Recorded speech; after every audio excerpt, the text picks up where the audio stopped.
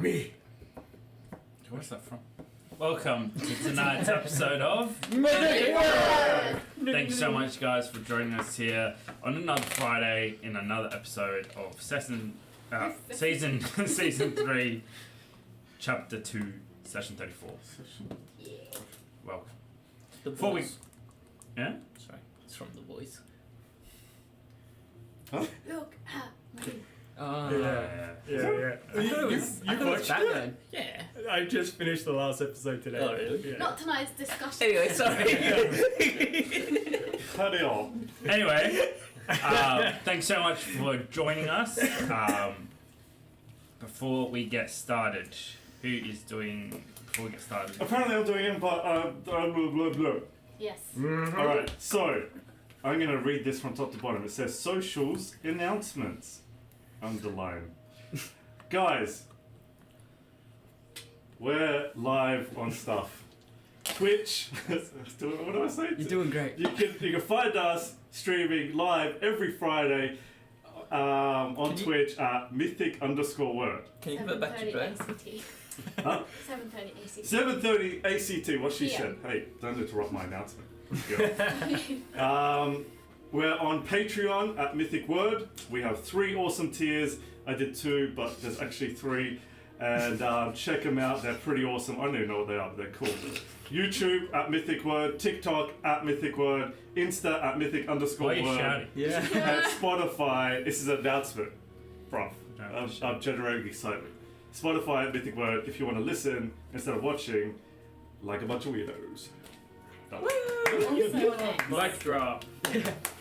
Yeah. We'll make sure that note is... Thank you for that attempt. Before we get started, again, guys, if you don't want to follow us on Patreon or support us with money, that makes the next best... I can't talk tonight. The next best thing. The next best thing. Like, comment, subscribe. That helps us out a whole ton. Share it. Watch the videos. It helps out a lot. So thank you for all those people who have been following us on Twitch, following us on YouTube, on Instagram. All 3 of you. It's helping us out Yeah, it's like 7. immensely. That's like 7. I'm kidding. 7? No, we have 34. Oh, And then like very. 60 and 115. 150.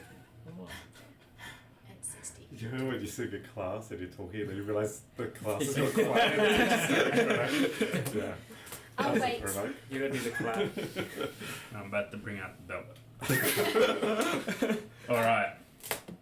With that all that way, are you gonna be here next Friday, or is this We will be, and the okay. Friday after. Okay, so there are 2 more sessions Yes. before the Christmas break, and then Father Bellador and his child Jace will be leaving for Bali, and then we'll be resuming in the new year, I think. Before, if you would like. Okay, just before. There you go. So there will be. I'll be having a Friday off in January or something. Okay, so we'll be resuming in the next in the new year. Yeah. We'll be resuming In 2025. No, we'll keep you guys updated. So follow our socials, and we'll let you guys know. And of course, there's lots of Good time to holidays. catch up on the story, guys. Yeah, Yes, absolutely. oh my gosh, crazy stuff has been happening. Absolutely. So crazy like my mama. All right. With that said, Yes. so we're ready to start. Yes. Wait, Let's do do it. need help? All right. I'm in my train as well. Doing too. Last we left off, the party together in Sanctuary all kind of split and did their things for the night. Father Bellador was in prayer. Jace joined him. Dario joined him, and a few other mundane tasks were done before you guys went to a long rest. Getting to Sanctuary at 3 a.m. in the morning, the long rest took you guys to 11 o'clock that same day. And as you guys rose from your slumber, you found Father Bellador still kneeling in prayer. A bowl of fresh water and another bowl of fresh fruit on either side of the statue, with the statue itself repaired and the area around it cleaned and rejuvenated somehow through the night. As you guys nibbled on breakfast, you discussed what has been done and your next steps in this political web, tangled web of political issues. Eventually, it was decided that a small group would head out to Emily de Winter's estate, the Star, to discuss with her and reinforce some facts and perhaps find out a bit more information to help assist what you guys wanted to do from there. You would go to Emily de Winter's and make it back in the afternoon, as Father Bellador and Prince Dario wanted to keep their word to Manfred and attend the dinner under a banner of truce. As you guys set off, Björn, Drea, and Jace made their way to the Star.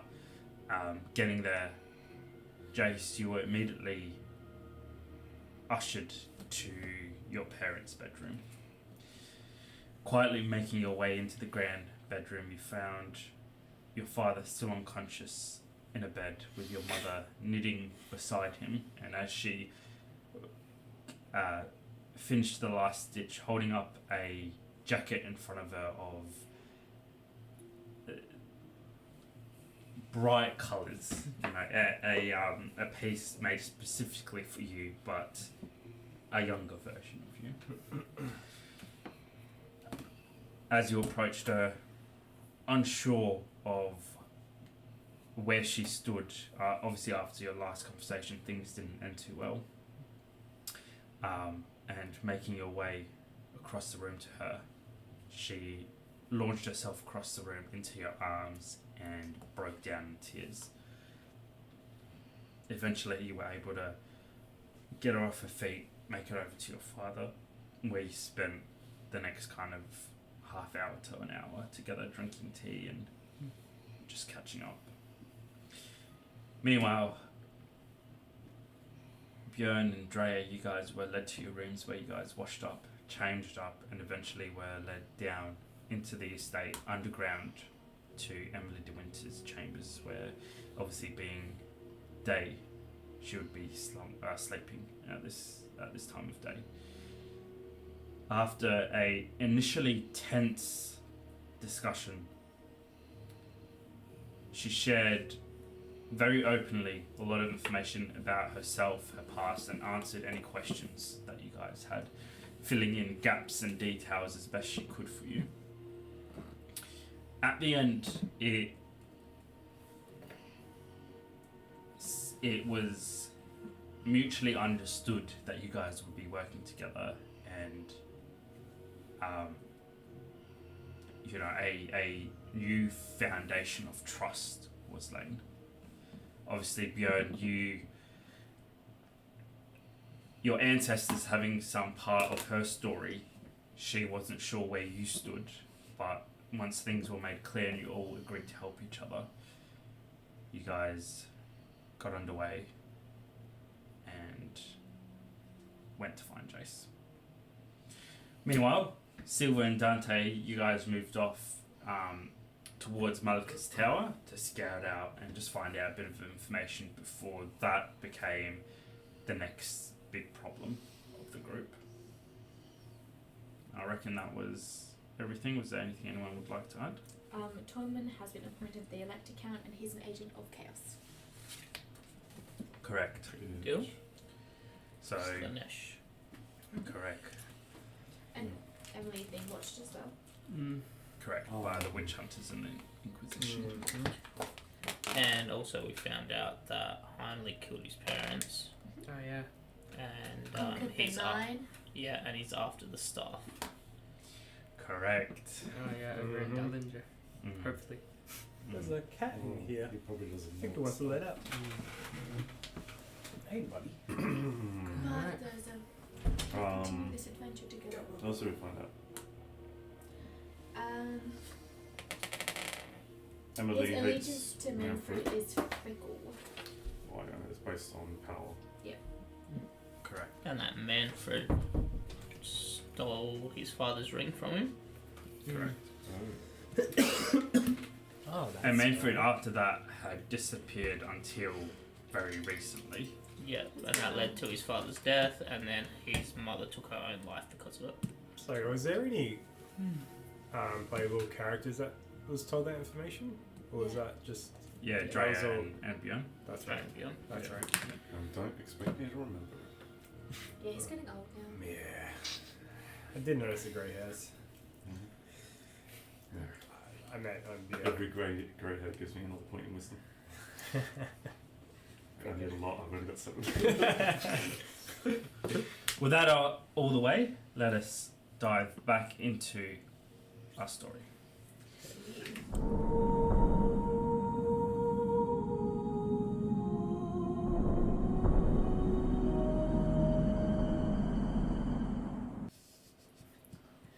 liked it when I could hear it. Yeah. So. Yeah, me too.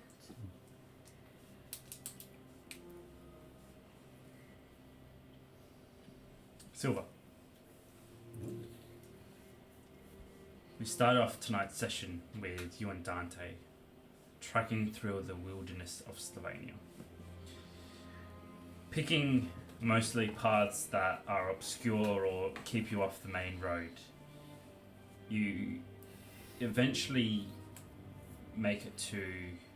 You don't make it quite to Malachus Tower, obviously being half a day away and then half a day back. You know that you're not going to be there in time back to when the group is reconvening. However, you do make it to a spot where you can see Malachus Tower and the outskirts and kind of the main roads that lead through it and around it. The whole time, Dante is, you know, just talking your ear off as he does, telling you, mainly reminiscing about stories of old defeats, wins in the arena, everything like that. And probably in a long time, you feel some sense of home. As you walk, not really contributing much to the conversation, you just ponder and every now and then chuckle to yourself about something that he brings up. A lot of it, there are gaps in your memories, but the past that he does speak about, that's a long time before the downfall of the Wilders of Icor, you remember quite vividly. And it's a time where things were a lot simpler, and it was, you know, life was decided every day, and it was fought every day, and the only thing to keep you from living was the opponent on the other side of the sand. Although a harsh life, it was a simple one that you could understand and appreciate. Now, things were crazy as ever.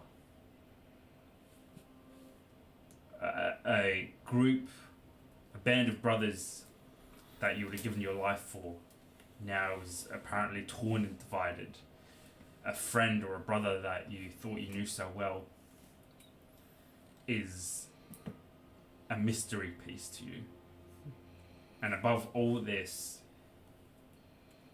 the world is ending, and apparently Andrea's case has already ended.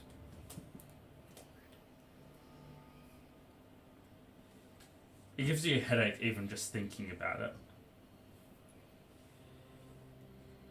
And that's not even throwing in the fact of your clones and, you know, everything else, the Heimlich being your ancestor. It's just it's a welcoming kind of white noise, Dante's voice just reminiscing on simpler times. Eventually, you make your way to a hill, not too high as to get spotted from a distance, but with enough elevation, again, to survey the scene before you. Heimlich's Tower, Malachus Tower, still lays probably about 2 to 3 hours away from you. But again, at this distance, you have a good vantage of anything that you'd like to kind of watch out for. Mm-hmm. As you get here, is there anything in particular that you would like to assess, or anything in particular that you're looking out for?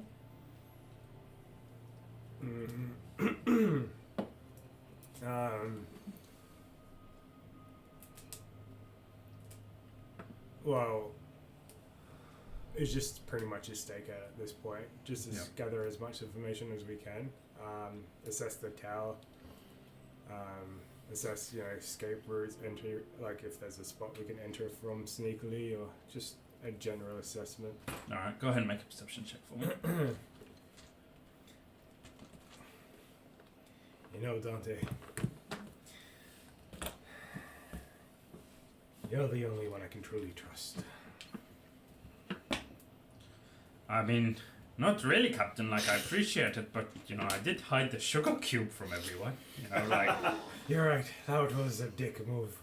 But something that will haunt me forever. As it should. You know how much we love her.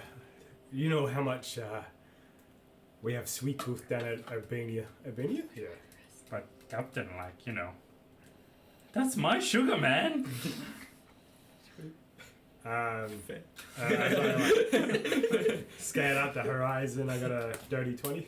Awesome. As you lay your pack down, Dante does the same, and you can hear him moving around already, snapping sticks and throwing them in a rough dugout that he's already made. And as you're kind of looking around, you can hear the flint and stone being struck as he already starts a fire. Before long, you hear water being poured into a kettle and being placed onto the fire as he begins brewing a tea. I grab a pack out of pack of smoked beef jerky and toss it to him.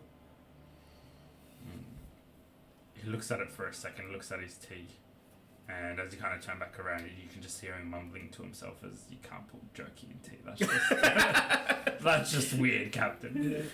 He makes an offhand comment about how you probably forgot how to brew tea. I grab a piece for myself last night, chewing it.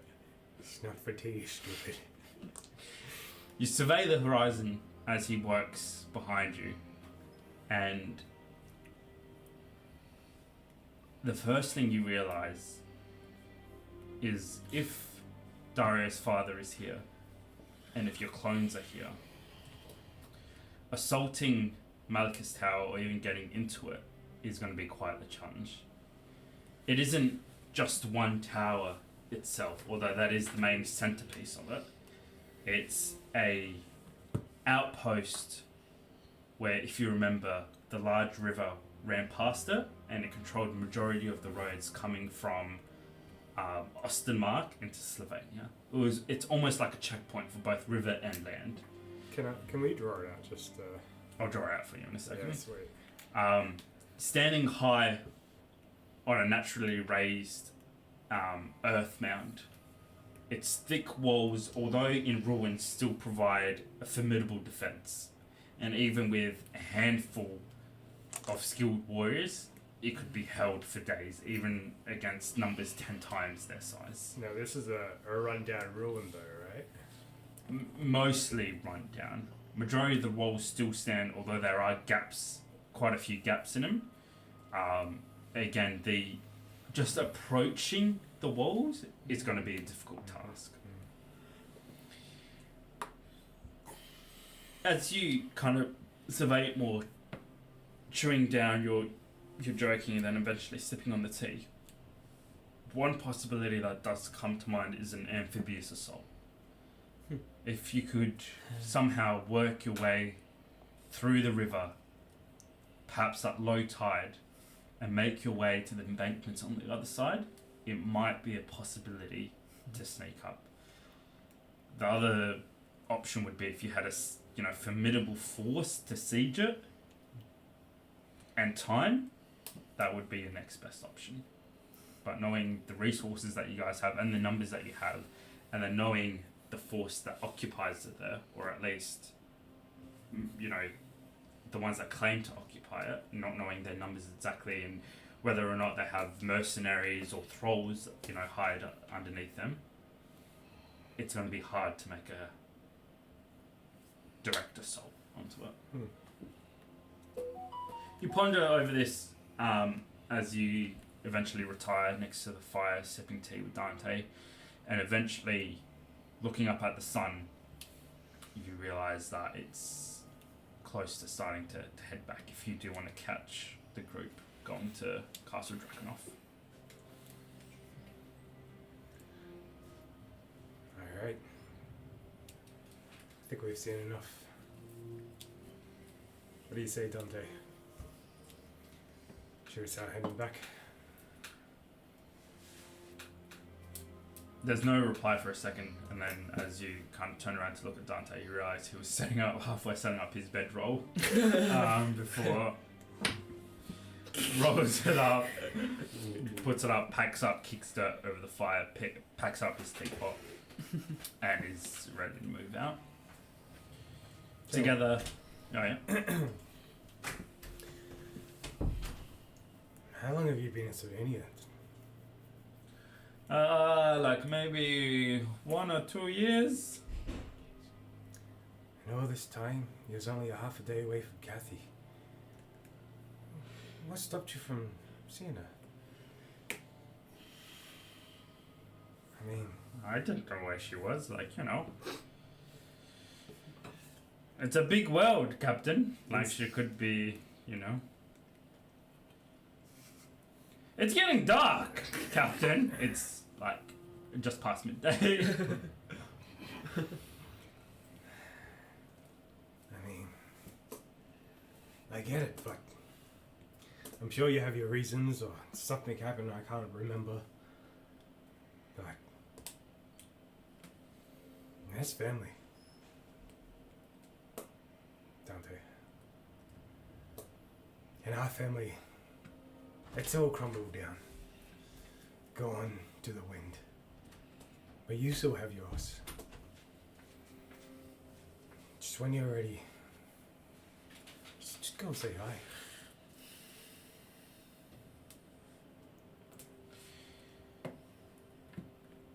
He pauses for a second, and you can see across his face, you know, he's considering whether to deflect the question again or answer it truthfully. Eventually, with his shoulders slumped, he just tells you that, well, Captain, I don't know if they'll even recognize me anymore. You know, like, it's been so long, and I've done a lot of shit, man. I've been alone for a long time, and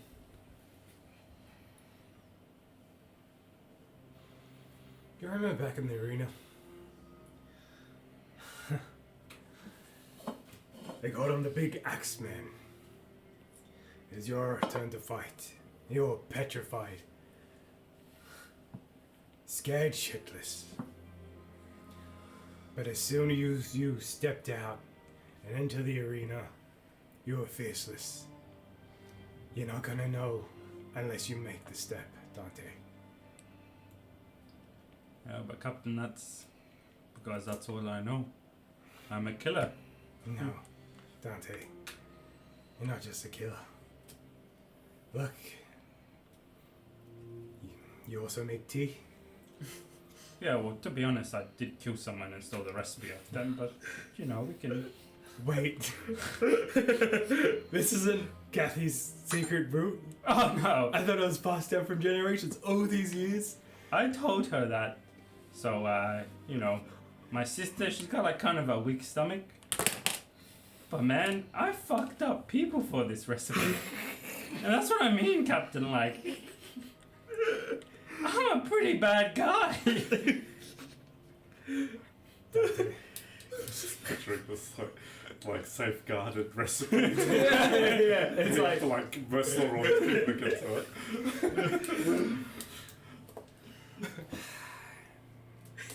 No, Dante.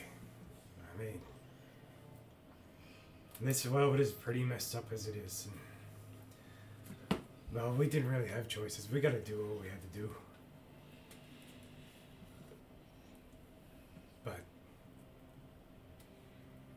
doesn't matter. People change. If you truly don't like killing, is that what I was gathering from him, or? You're gathering that that's just all he's known, right? Maybe once he didn't like it and, you know, obviously forced into slavery and into fighting. It's just become who he is and become what he knows. You know, for him to, he's spoken to Björn about family and kids, and that's, you know, something that's always been naturally a part of him, but he just, although he speaks about it, he just never, he doesn't really believe in that. Yeah, and then I pause, and I could relate to that. So is that it for us then? Could be worse though. But like, yeah, I guess it could be worse. We could be fat and rich and, you know. Ah, jeez. That sounds like a boring life. Aye, it does, Captain. What is the plan for us? Are we, you know, like, are we really gonna go meet this vampire guy? I mean, it's not really my cup of tea either.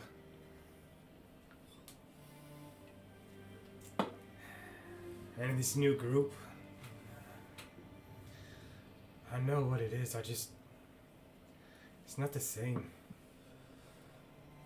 They always bicker with each other. Causing mutiny. I never had that before the betrayal of Michael. We used to get each other's backs. We didn't even say a word and we can get into formation. Yeah, but you know, Captain, like, these are good people. They're not fighting for money like we used to our whole lives. They're fighting for something, man. Like, you know, it makes me feel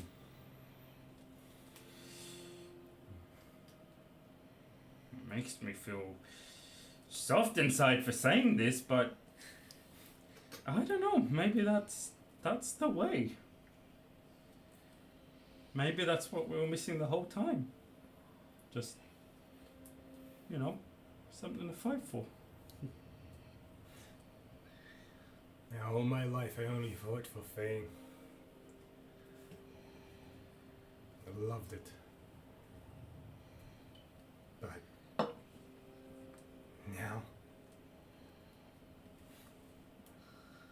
now it's not the same. It felt like I just wasted my time.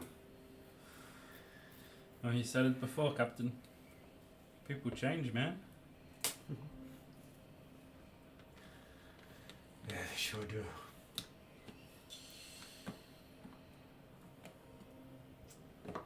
Well, look, if it, you know, makes you feel any better, I didn't betray you. You know, like, I mean, it was gonna be a lot of fucking gold, man, but it didn't feel right. I appreciate that, Dante. How much gold are we talking about? Man, we had offers that would, we could own whole continents, man.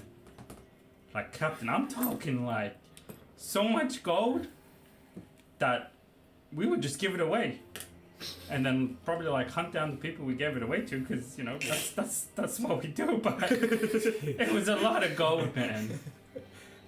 Well,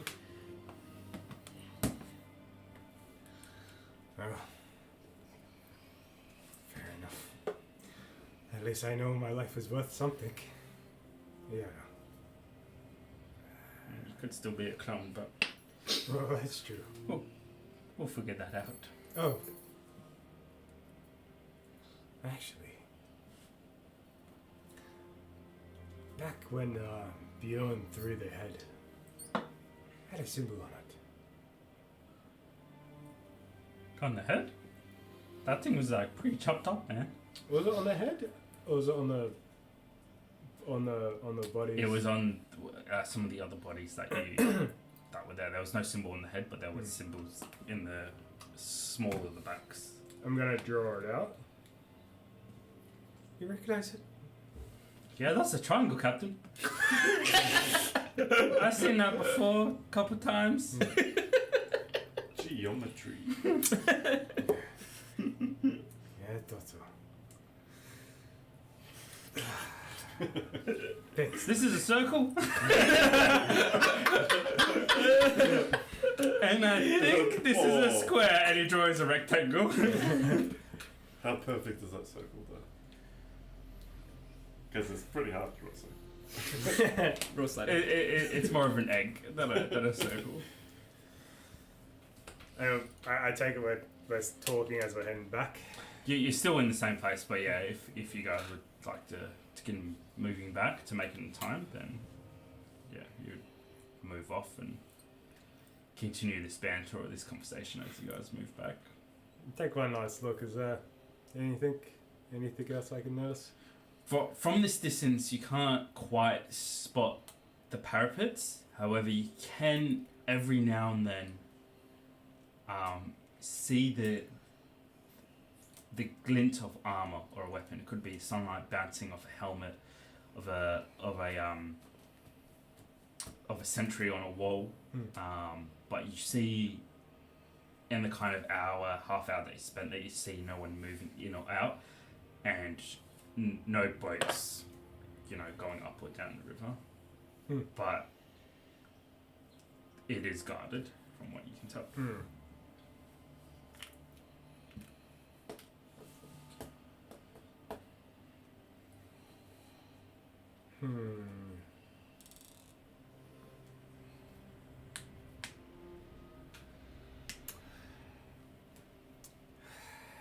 Maybe I'll stay here longer. How much longer are you thinking? I mean, You could spend another half hour if you like, but then you would have to pick up the pace of the journey to make it back any more, and you would miss the set deadline. alright. I'll spend here like another 20 minutes or 15 minutes just to squeeze out that time, just to see if I can find anything else. Alright. Make another perception roll. 19. Alright. Keep that in mind. Father Bell and Daria. Dream 2. Still knelt in prayer and still as zealous as ever. You've now crossed the halfway mark in your 24-hour time frame.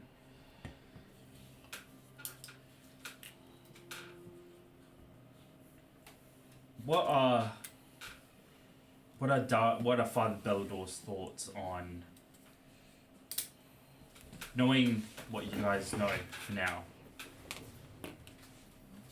and putting your trust in Dario to make the right decision? How's Father Bellador feeling about the whole thing? Blessed.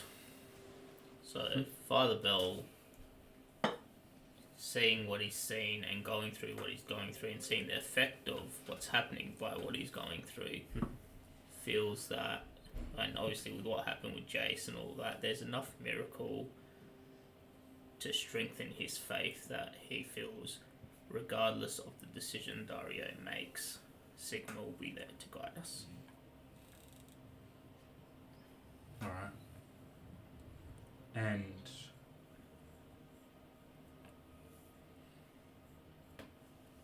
regardless of your faith in Sigma, is there kind of any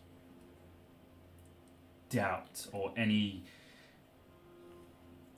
disappointment in what could potentially be the new elected count of Ostermark? The disappointment is actually more in himself for not picking up on the signs early or doing a better job. because he feels like that was part of his responsibility. So he feels like not only has he failed Tommen in that, because especially being who he is, he understands the pull and the gravity of chaos and how it can affect a person.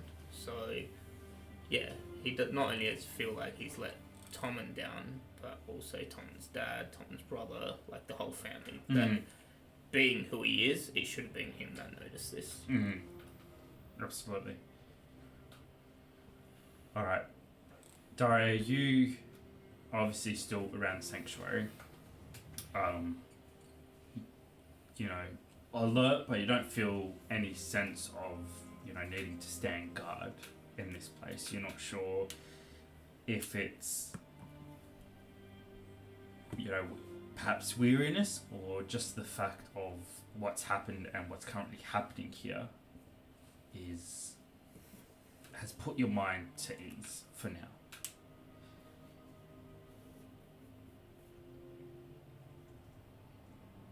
The gravity of the situation that Dario is in is one torn not only between responsibility but family.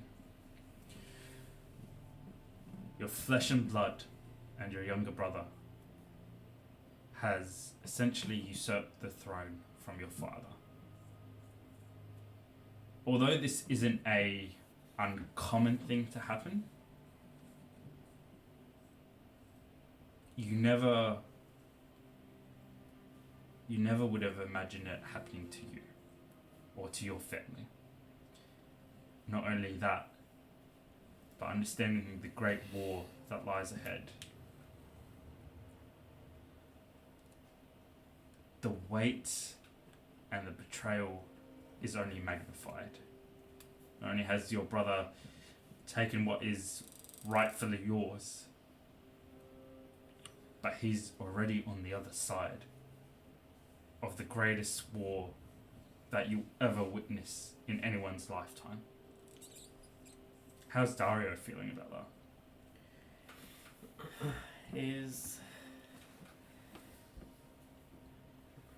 He feels betrayed in so many different ways, but he's fearful in what choices he has to make. You know, he's been in a situation where he's had to fight his friends, but never blood. You know. Is there a sense of guilt that this whole situation has happened because of you abandoning your younger brother and your father and your station? Is there the thought of, if I had not ran away from my responsibilities and embraced the hate of my father and embraced my position, I could have, you know, things would be so much different now. Is there any guilt on Dario's part for doing what he did 8 years ago? 100%. Like, Dario has told people that he's left to better himself and to be a better leader, but I think that was just him lying to himself. But yeah, he thinks if he'd stayed, maybe he could have helped Tommen. He could have been taught better as well. Is Dario ready for what's coming up ahead? Is he, and I don't know what path you plan on taking Dario on, but is he ready to potentially lead not only his friends and family, but a whole state? Is he ready for that responsibility? I feel like Dario at the start of his whole journey lately. No. But I think the events in the last 3 seasons have molded him and changed him more than he ever knew would happen. But he also feels like with Father Bell by his side, with Bjorn's wise words, with Jace's upbringing in the city, he feels like he can understand what needs to be done. And with Dre's knowledge of the future and Silver's like mind with being a leader of a mercenary company. He feels like he could be what Ostenmark needs. You ponder this as you sit kind of leaning up against a ruined window on the second story of this little tower. You've made your way up some ruined steps, and as you lean up against this window and embrace what little sunshine Slovenia has to offer,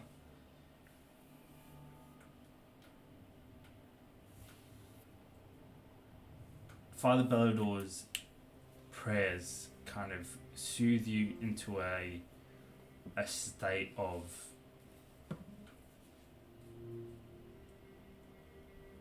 kind of preparing yourself for what's to come. Sigma's prayers kind of wash over you, and not realizing it, in the back of your head you kind of repeat any passages you know, like to yourself, along with Father Bellador.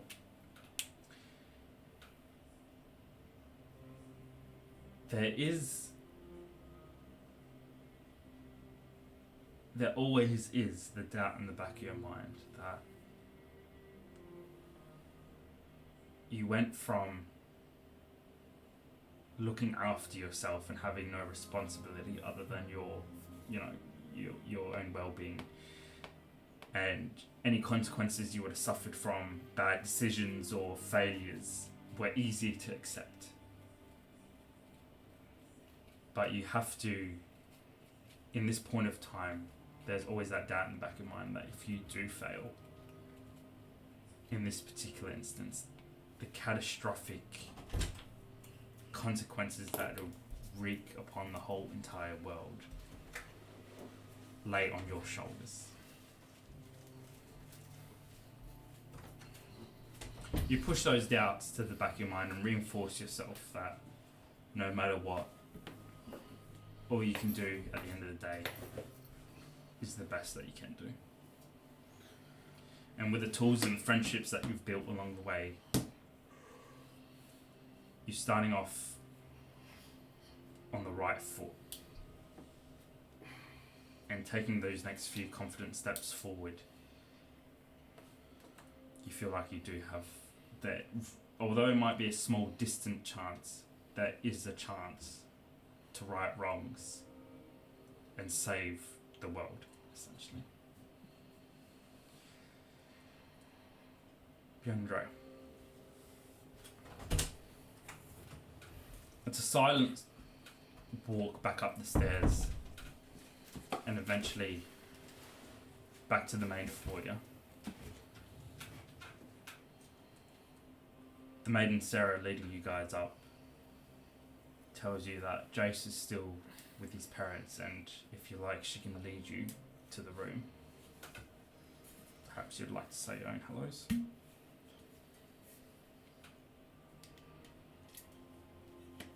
Should we? I feel like we should give them time.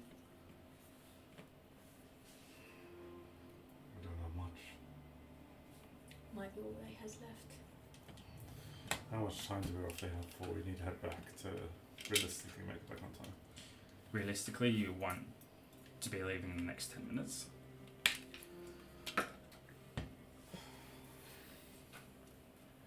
Let him enjoy these last 10 minutes.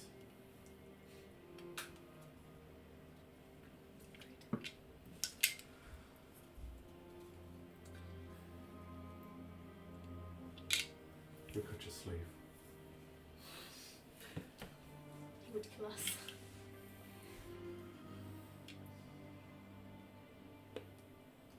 Wouldn't he understand? I just think he should be the one to make his choices this time. I think so much choice has been ripped away from him.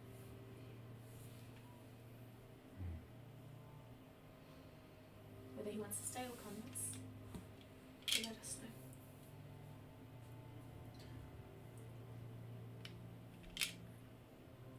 Give him 10 minutes and then let them know we are waiting. Sarah curtsies before moving off, leaving you guys in the foyer. So, Right. family meeting? It's been a while. It's been a while.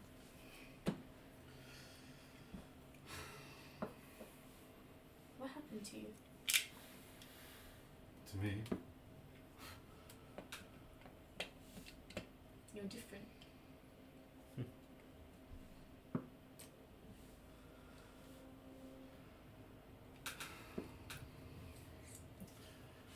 maybe I am.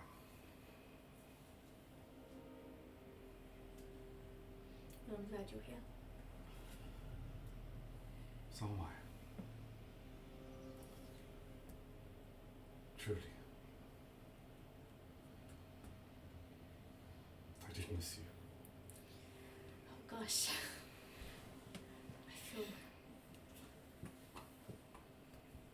I mean, I did miss you too. It's hard to say. You could just say it. It's unusual though. What do you mean? Missing a brother? And a figure that you can aspire to? An inspiration, perhaps? I mean, to be truthful, yes.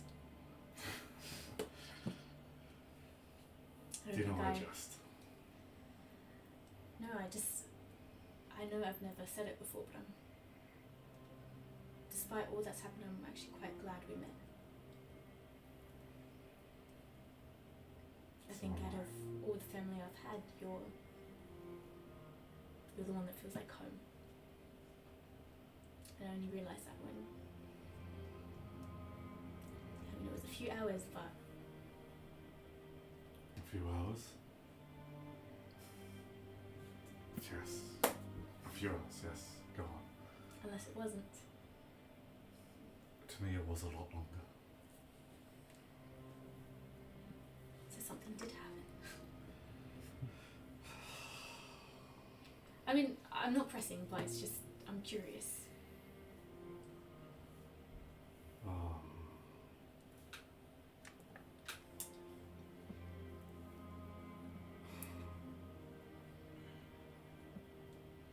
It must have been months.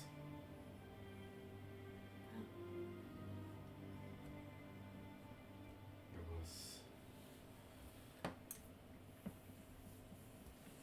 difficult. I mean, I can see scars on your body. They look like they've healed over and then come back again. Well, when you do wrong by a lot of people, they usually want to take a chunk out of you. And, well, they did. They all did.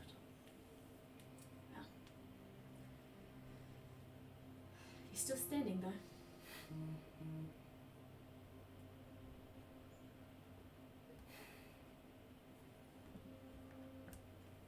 I am. But it feels like I've learned to stand again. For the longest time, I was lost. And then I was running. And then I was wavering. For the first time in a long time, I stand strong. And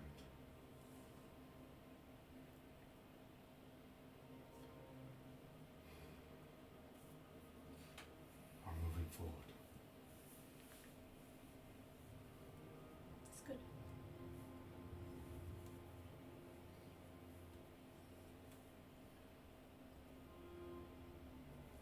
Now when I smile, it feels real.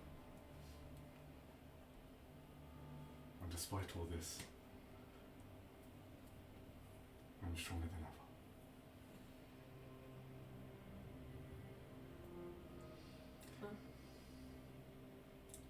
think changes are needed for what's to come.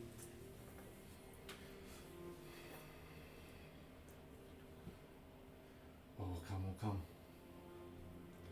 And we'll face it. And as long as we're together, even if we fall, we do it on our terms. I mean, I think I'm done running, but I'm not quite sure I'm standing yet. It's harder than what most make it have to be. And you make it look easy.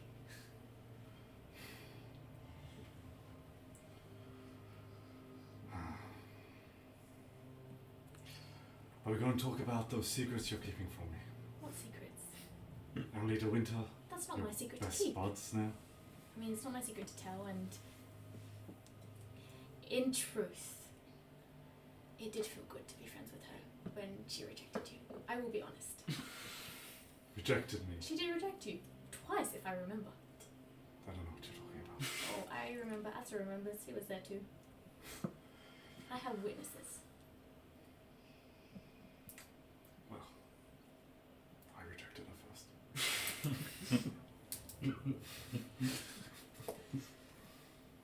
You know, it wasn't my secret to tell, and I find I have few friends of late, so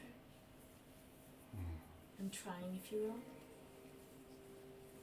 I think friendship will surprisingly mean a lot when I need it.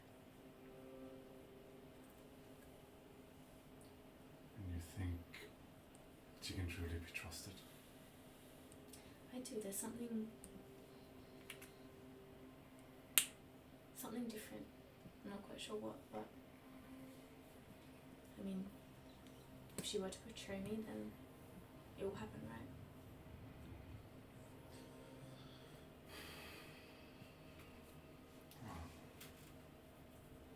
What's the worst she can do?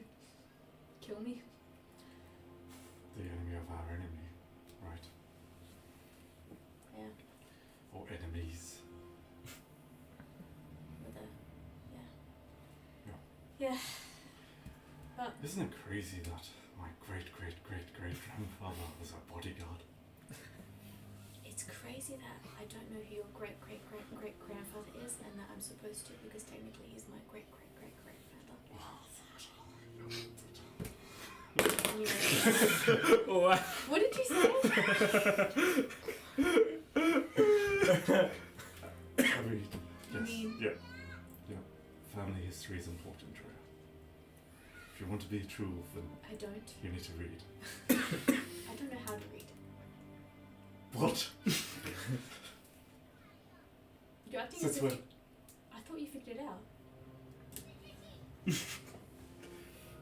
Don't. You don't know how to Act read? as if Oh, you no. didn't know. You mean literature? Bjorn, I mean, I don't know what the letters are. I've seen you read. Read what? We went to the library together. I didn't read. You read it. I simply repeated after you. So you don't know how to read. I don't, but I want to learn. And I don't know how to learn. So this is me asking you if you will teach me. You won't. Or I can Oh, ask Emily de Winter. No. Well, don't. I mean, it's not that big of a deal. They're just like symbols. Right? Yeah. But they're not just symbols. First lesson. Yes. There is power in words, in scripture. Right? Do you see all of this? Not the scars. The tattoos. Yeah. You know, these are my spells. The runes is the source of my power. By speaking these certain runes, I can summon the spells that I cast. Surely you've seen this. I've seen it. I thought it was a bit of flair. A bit of dramatics. I mean, I'm not gonna lie, it does look good. What's the original idea? Yeah. But Words. Runes. Names. It's all power. I want that power. So you teach me? I'll teach you. So do you know how to spell your name? I don't know. I don't. Do you know the letters? I mean, like, I don't know what they are, but I've seen them. Alright. Maybe we'll go into a small lesson while we wait. Rather than play the whole thing. A is for apple. B is for Bjorn is the best. C is for Kylo. No. Blue is for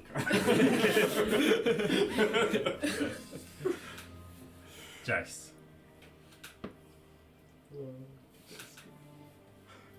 Your mother laughs, and it's the sweetest sound you've heard in such a long time. In that moment, you realize just how much you missed her. Not just seeing her, talking to her, but being alive with her. Sharing raw emotion.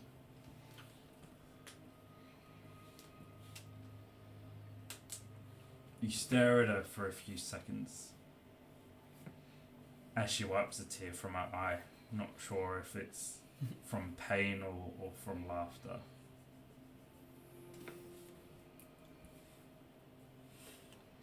And you realize just how much you love this woman. You realize how strong she really is. Anyone else put in her position would have folded 10 times over.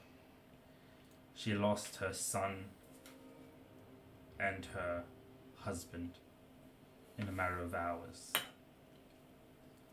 and can still find the joy in the smallest things.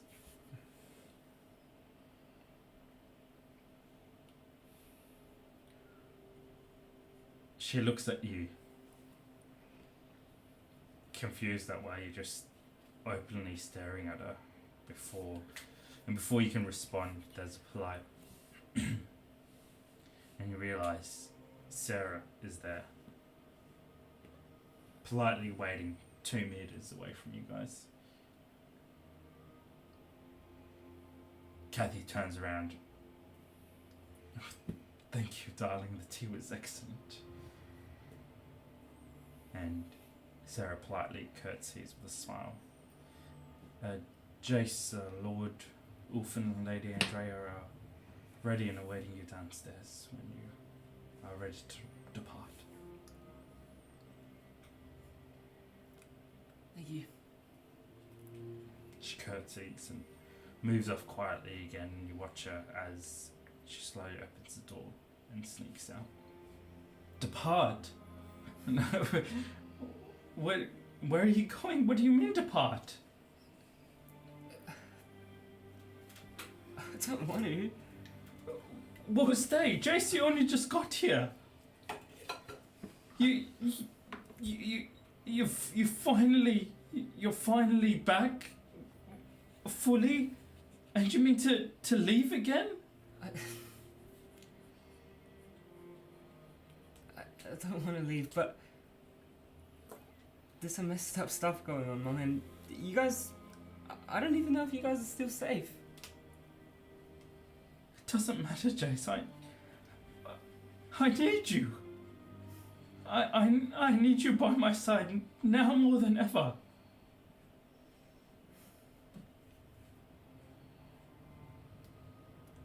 She slips off her chair onto her knees, putting her hands around you, begging you to stay, as tears begin flowing again from her face. Hey. I can't lose you again. I can't stay if you're not gonna be safe. We are safe. We're safe as long as we're together.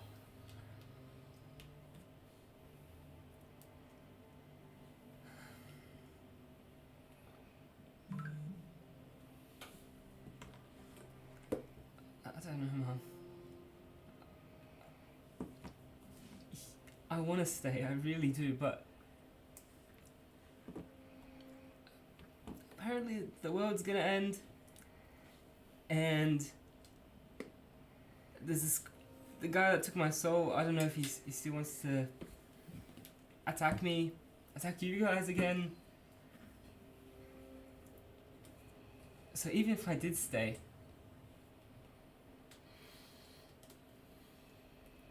it's not gonna be the same until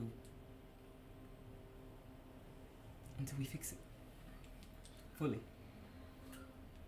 Then let it end, Jace. Let the world end.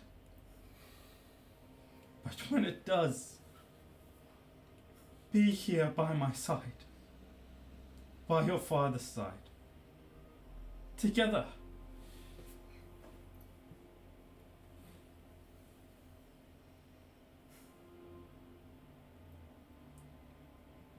Because the truth is, my world ends every time you go out there. Half of it is already ended with your father in this state.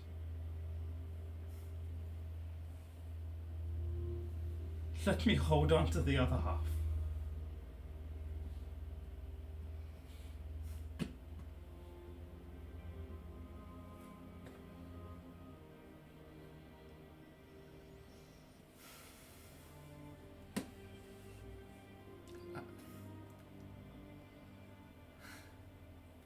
I don't know what to do. Stay. But if I stay, then and a Heimlich comes, or I don't know, some other messed up thing comes out and attacks us, I don't want it to be my fault that you guys get. Why would they attack us? What have we done to them? I don't know, Mum, but there's some messed up things out there, and I don't think all of them need a reason.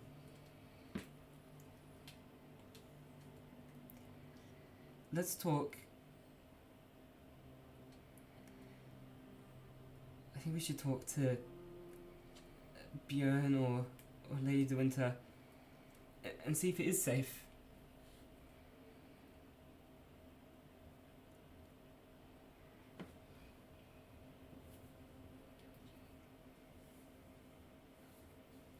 She pauses for a second, trying to find a way to express herself. Whatever is out there, Chase, it's not your fight. Just like in Nagorov, it wasn't your fight.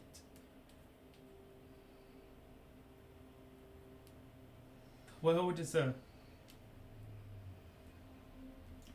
a terrible place. But it's a lot better when we're together.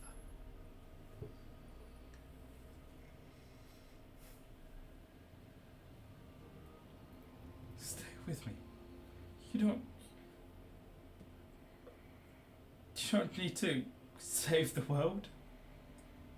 You don't. It's selfish, I know, but well, there's other people. There's Lord Valendil, there's the Emperor, there's all the high lords and ladies of the entire Imperium, and you're telling me my son needs to put his life in danger for them? My son is the only one who can fight this. We've lost so much already, Jace. Our home, our friends, our livelihoods. Let us not lose each other. Not again. I don't need to save the world. I just need to save you.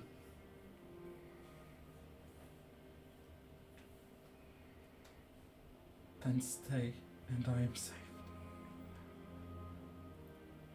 No matter what the outcome.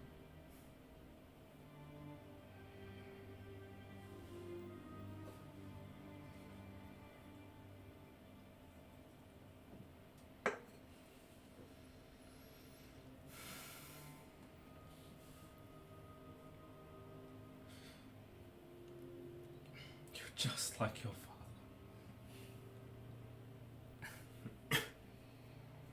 Brave and selfless. Taking on the pains of the world.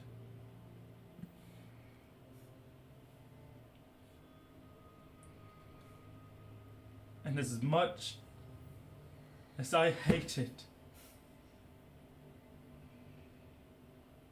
she turns to look at Doris.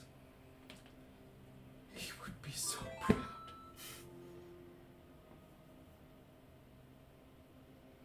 But I can't lose you. I'm not like that. I'm not brave. I'm not selfless.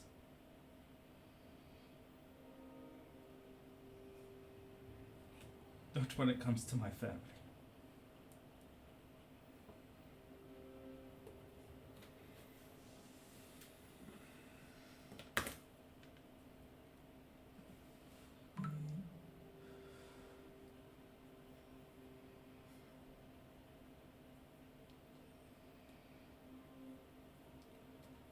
I can hide you in here. I would say I've never seen you. You didn't come to visit me, and they could be on their way.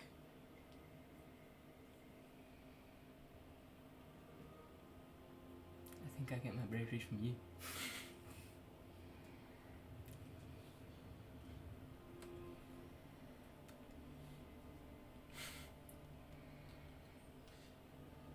She chuckles like a half hysterical laugh that's choked by tears. I did stand up to that lady once. To that lady? Oh. Yeah, she wanted dark purple, and I thought black would look better on her face.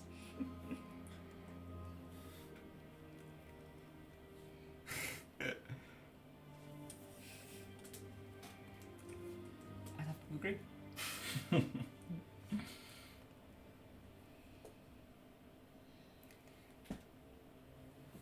She sighs.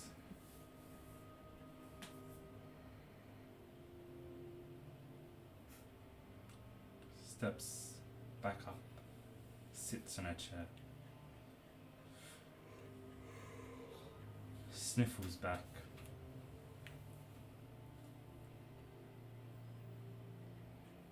Look at you, my sweet boy, now a man.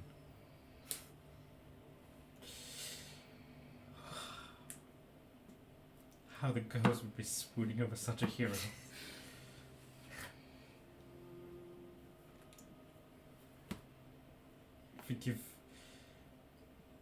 Forgive a mother's love.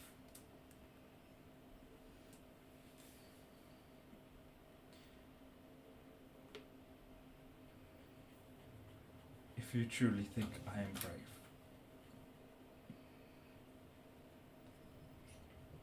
I'll do my damned hardest right now to be that. You're not my little cub anymore. You're your own man.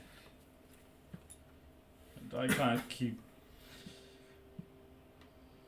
you sheltered and cuddled from the world.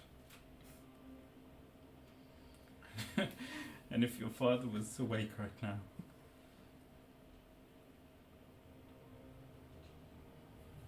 he'd be saying exactly that.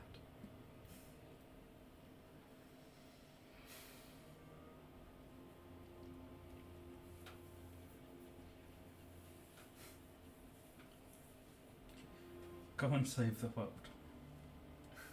Just remember that I need saving too.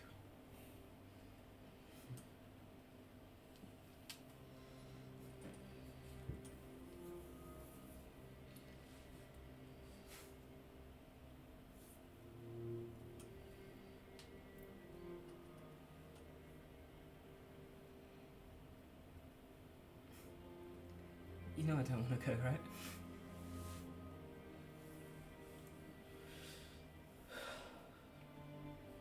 I know.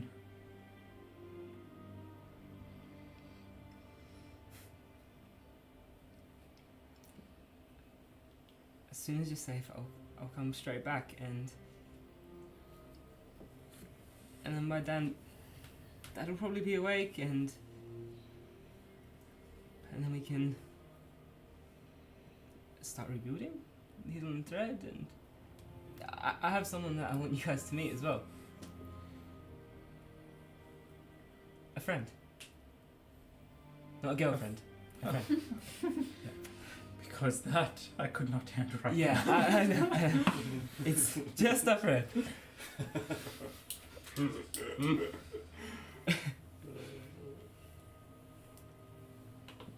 Well, whoever she or he might be, he's welcome in this family, if they are your friend.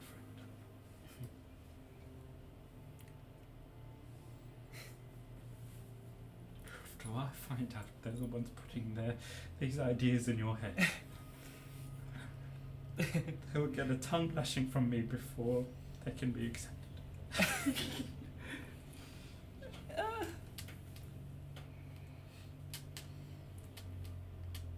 He's a good guy.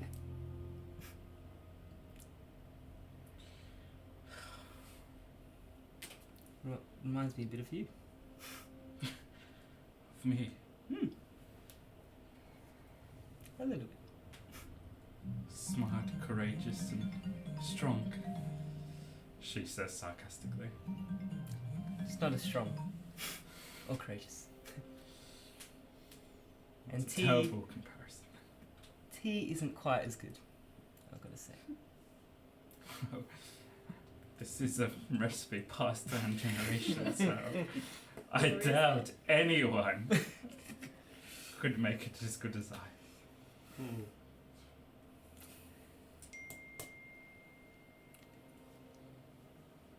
You know, when I come back, maybe you should start that cafe.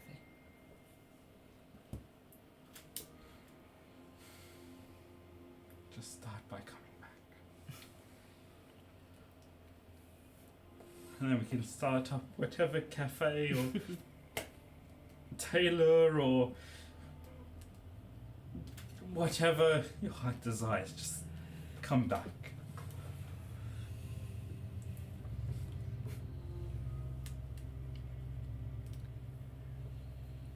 Promise. It's gonna be nice.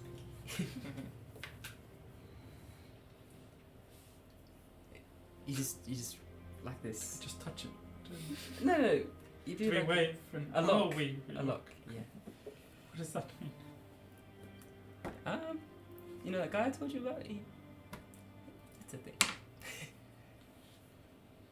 Okay.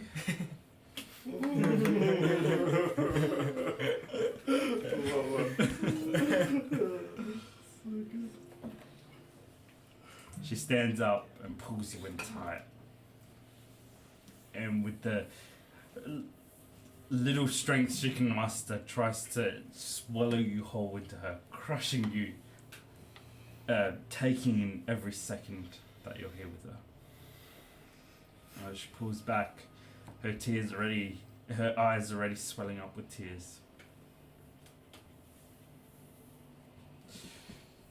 My little hero. Off to save the world and fight people that want to fight us for some reason.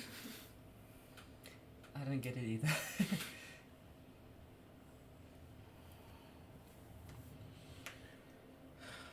Pia and Andrea are here.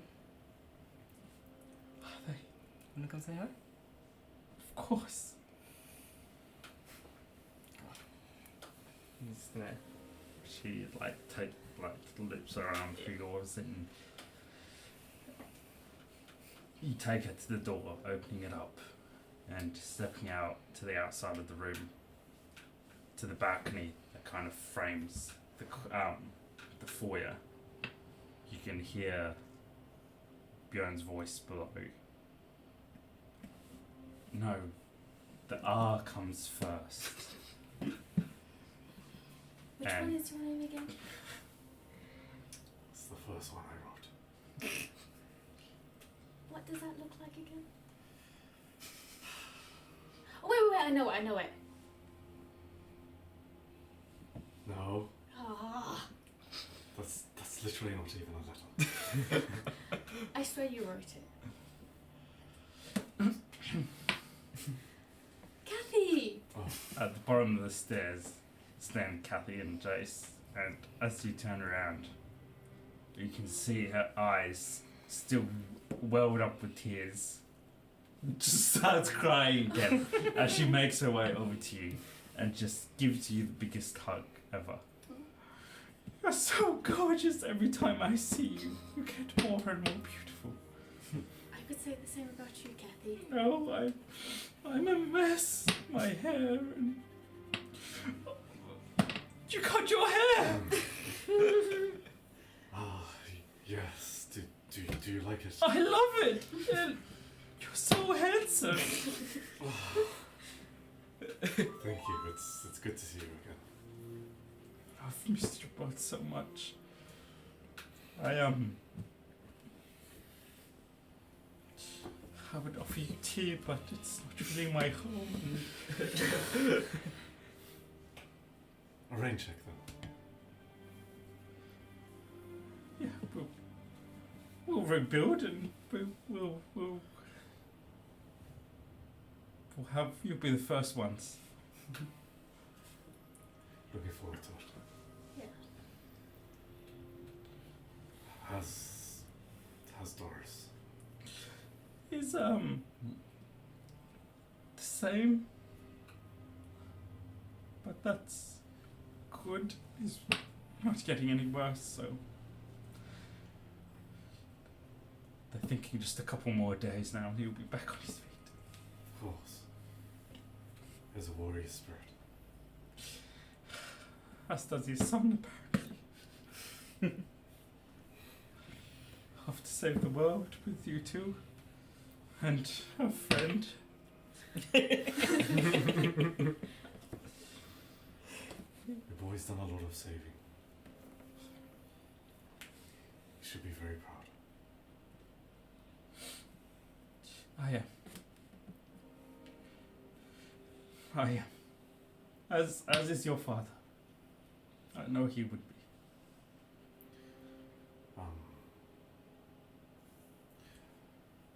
I don't know if I'm speaking out of turn, but would you like Drea or myself to have a look at Doris? I'm sure the healers here have done everything they can, but my sister has a few tricks up her sleeve that perhaps you could try. It's a new perspective. I don't want to hold you up, but you know, Well, if it's an inconvenience, I No, understand. no, Maybe. we would be honoured if there's anything we could do. He'd love to hear your voices. Do you wanna show us the way? Excitedly, she kind of gives you a nod, makes her way up the stairs, back up to the room, and opens it up, holds the door open for you guys. And at the end of the long room, set up on a raised platform in front of the balcony, in front of the large windows, you guys see Doris bandaged up, lying underneath blankets, underneath furs, asleep. Is there a maid needle or There wouldn't be one in the room, but there would be plenty coming. maybe going just on the way towards up? I'm just going to take one aside and just for entering the room, and I had this in my mind before, but I forgot. But I'm going to ask if she can ask Emily if she has a spare set of sending stones. Best at what, sir? Sending stones that we could perhaps take. Speak to her right now. Thank you. The door closes behind you guys, and Kathy gingerly leads you guys up to where Doris lays. Darling, it's Lord Bjorn and Just beyond, Kathy. Bjorn and Andrea, the beautiful princess, are here to say hi. Hi, Doris. Hi, Doris. Can I walk around him and do a medicine check? Yeah, absolutely. While she does that, can I turn on my phantom vision and just observe him, see if I spot anything? Absolutely. 19. I'm good at this. Doris has suffered multiple wounds, right? Some of them concussive wounds, others, cuts and bruises and things like that. The treatment that he's received is top tier, and you can tell it's being done with utmost care. Bandages are regularly changed over. His body's being kept clean. Fresh furs are always brought in and things like that. And from what you can tell, he's obviously in some kind of coma. You're not sure though. What seems odd to you is you're not sure if it's from injury sustained or something else. So he is alive and stable. And breathing. He's not like dying or anything, but he's No. just not waking up. Correct. Would, Okay. as part of that, would I be determined then if it's an unnatural slumber? Like, or do you want me to do an arcane? Make an arcane arcane check, yeah. 25. Damn. I rolled a 19 and my arcane is +6. Damn. Nice try. Give it to me. That's the highest I've ever rolled. Wow, this was job. good. He's like, you find nothing. Oh yeah, he's dead. He's dead.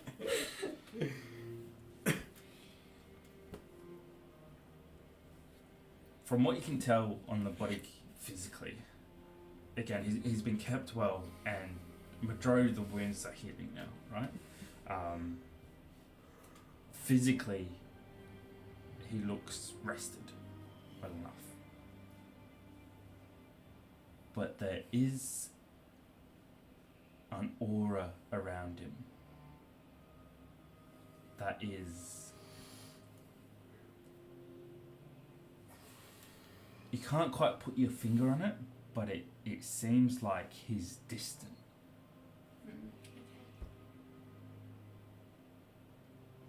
Whatever it is, you're positive there is some kind of foul play.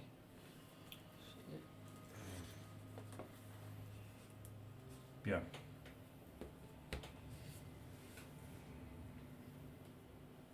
You spot it straight away. Oh shit. Did you roll a 26? Oh yeah. You said you wanted to look through. Yeah, the- the vision, yeah. yeah.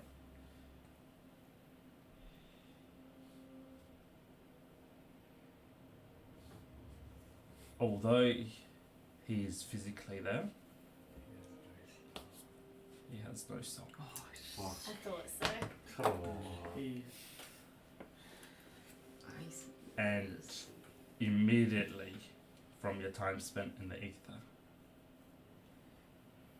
you realize that he is trapped somewhere in Sylvania in the ether. As in Oh, like is it? captured or jailed, Or like some lost. little Jace or... You're not sure. You would have seen him in your time in like Malachus, in Heimlich's mansion. Something obviously when he went unconscious went wrong, and he was held back or stopped from returning to this plane. Because Heimlich was He at the possessed him. star when. Holy shit. He was possessed. Yeah, Mm. that's right. What's wrong with you? I could just So like she- happy. Seriously. It's Portia. Your voice is family. So seeing this, what you're saying is not captured. It's not. Well, you Soul. can't see the soul around, right? So you don't know where the soul is, but you know, obviously he was possessed by Heimlich. You did not see the soul in Heimlich's mansion. Okay. What you can make a investigation check for me with advantage against these Like facts. kind of being nearby, sort of thing. You know, right? Advantage. Why did you down the Yeah. hole?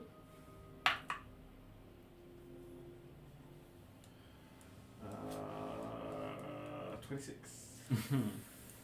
Okay. Okay. One not accustomed to being in the ether is almost guaranteed to be lost. As soon as the soul separates from the body, it could separate in the same spot, or it could separate anywhere within 100 miles. Obviously, Doris, not being a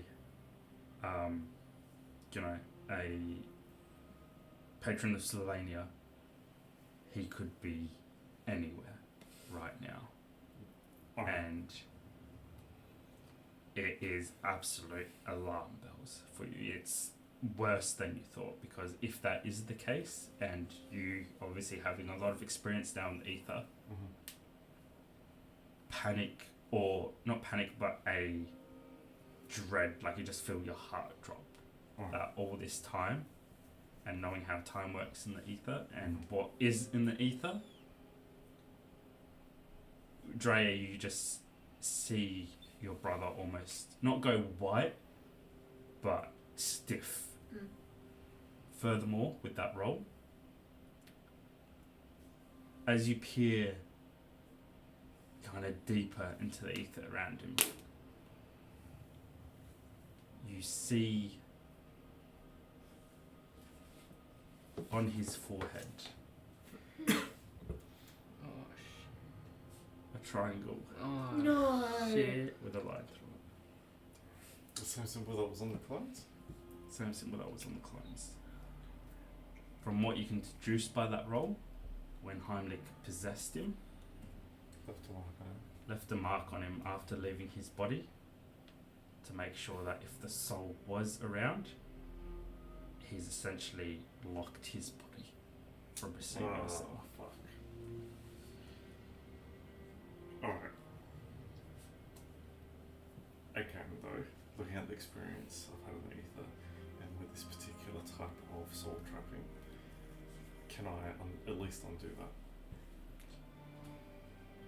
You can make an arcane check if you would like to attempt it, or you can try and investigate it further with an investigation check before you attempt anything. Oh, investigate it Advantage against Advantage being on free. faith. We should put out a shirt. Please buy from us. further. That is a 24. Pretty good roll. Okay. An advantage on fake he's not You cannot undo it yourself without risking the possibility of something going catastrophically wrong. The only one who can unbind it is the one who put it on there. Bruh. Oh shit. Just another one of Heimlich's fallback plans and a fuck you from a man who doesn't like losing. Alright.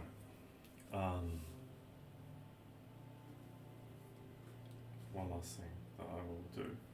This is all me just standing there silently while I'm trying to work this out. But again, from experience in the ether, I would say the soul might be lost, but it should be at least drawn to something, right? Potentially his own body, or the words of his wife sitting by his bed. So in that hopes,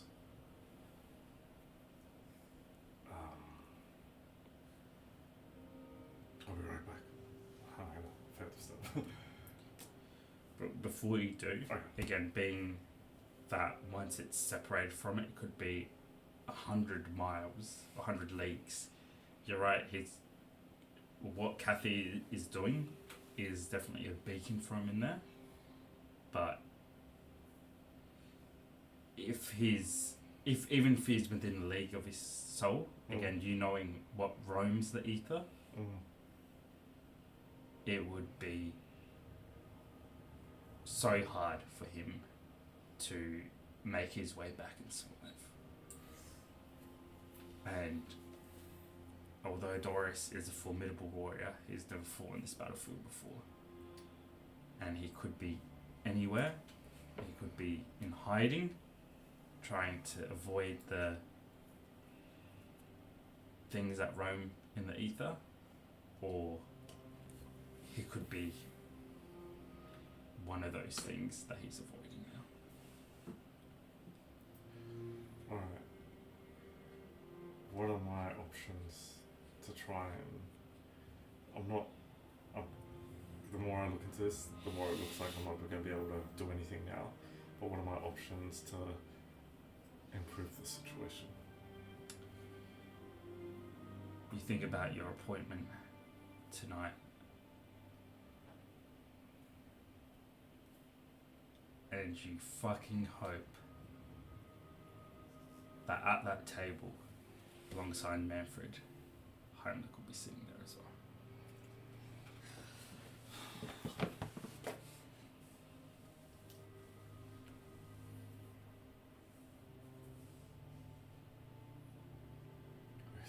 He looks to be recovering well, Kathy. Yes, they every day they're in here and fussing about him, and they've been so kind to us. And What's more important now is that you stay by his side. You let him hear your voice. Call him back. Maybe he needs a little guidance.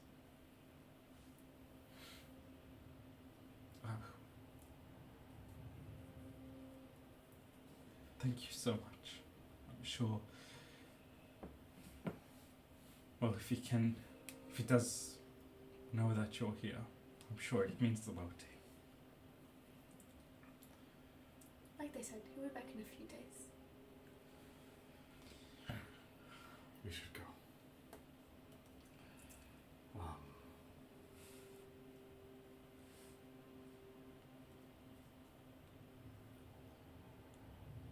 Is your mind set?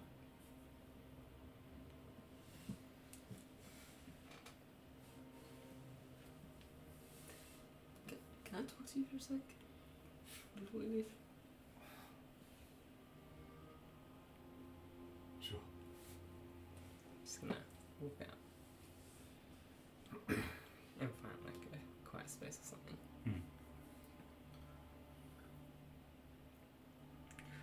If there's nothing wrong with staying behind, it's your family. Everyone will understand. I don't know if I can do it, man. They need me, and Taurus is like that, and... But if I stay, what if Heimlich comes? And then if I go, what if he comes anyway? Is there any point in me leaving, or should I stay? Should I go? I don't know what to do, man.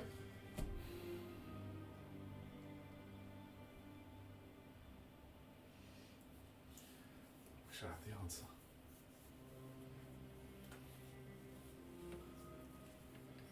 I mean, I'm not to save the world or anything.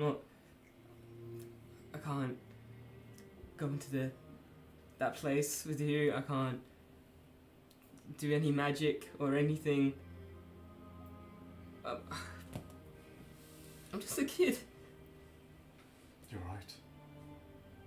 And by all means, you should live a normal life with a normal family. Away from all the evils of the world. But the question is,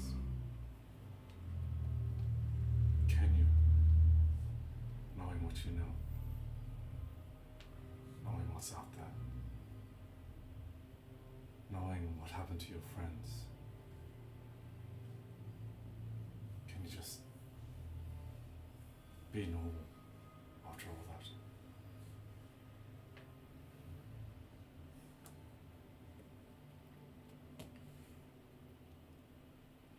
that?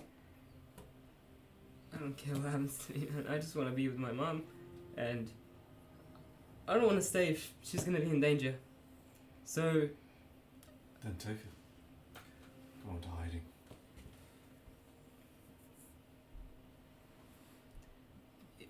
Do your best to protect them. But how long are we gonna hide for? And before he'll find us eventually. I mean, he knew we were here before. You're right. And right now I can't think of a safer place. It is defended. There are powerful people here. But you could also go anywhere. The world is a big place. And as powerful as he is,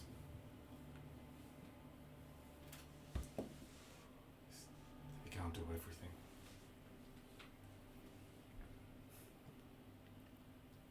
I could send you to Talonja. My uncle would welcome you. They would protect you. High uncle would have to take down a whole kingdom to get to you.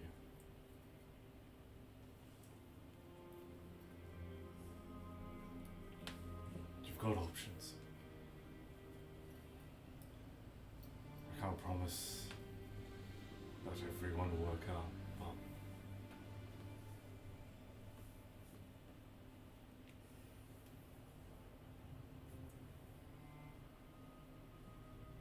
you've got options. Jace. Holy shit, Jace! You hear a voice behind you as someone rushes up the stairs, and before you can even turn around, she's tackled you from behind.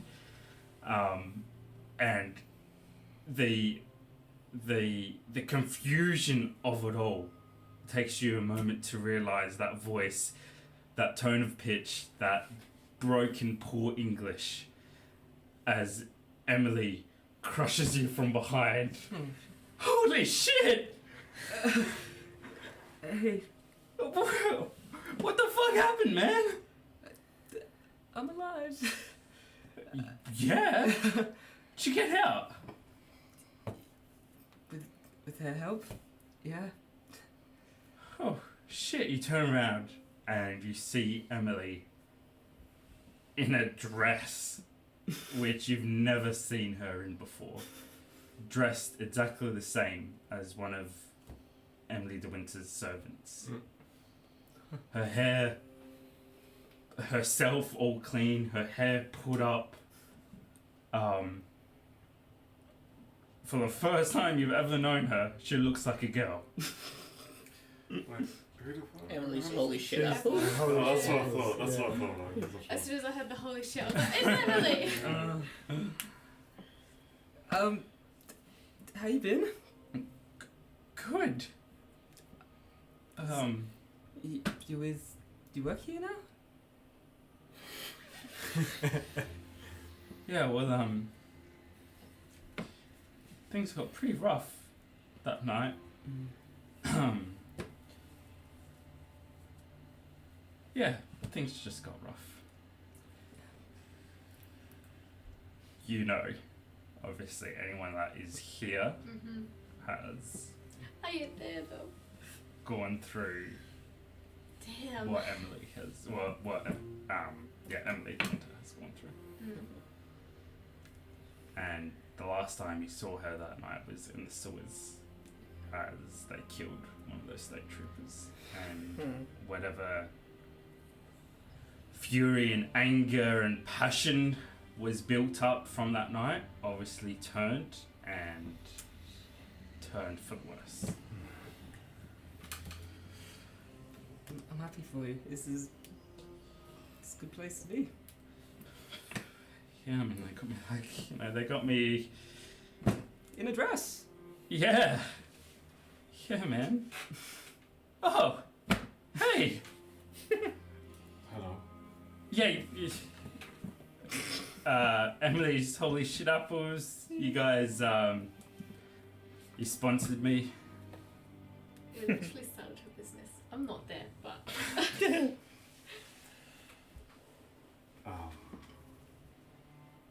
Sure, I remember all that. Yep. Boom. Good, Shit. Good to see It's not very good, is he? Fucking worse liar than me. Oh. Anyway, what's are you working here now or? No, I'm not working here. Just popping in. You just pop into mansions like this now? It's just mum and dad are here. Oh shit! Now after like, we all saw Yeah, the shop go down and pretty rough back then. shit, man.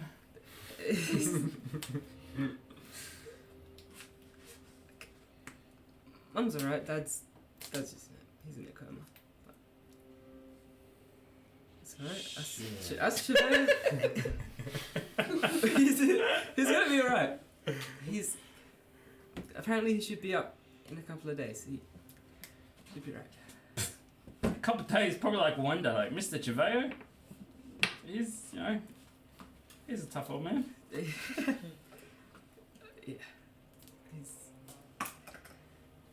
He's got it in the bag. He'll be out. So, like, you going back to the city now, or you? Just figuring that out now. What I'm gonna do. Pretty fucked there. I wouldn't go back. Is it still? No, things are like, you know, things are calming down now, but, well, the lords are back in charge, and, you know, as far as I've heard, people got a lashing. Those those big fellas, the guys with the hammer, Mm-hmm. dude, they're hanging them like in the square. What are they called? Those guys? Hammer Oh, God. The Hammer Guard. Yeah, They're just hanging them. yeah. Apparently, like traders or something. They're the ones who started this whole thing, and They're followers of Sigma. the The whole followers are empire is- no one now.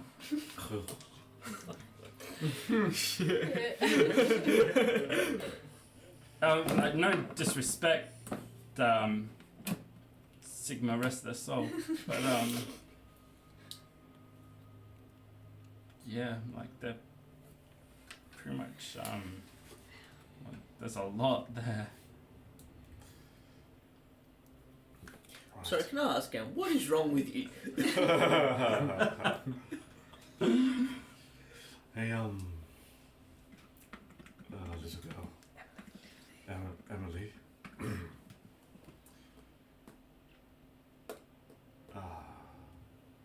Is there anyone else from the city that made it here? Not that I know. I was yeah, I just got like lost and ended up in the forest, and yeah, I think it's like the big lady. She just found me at night, and Yeah.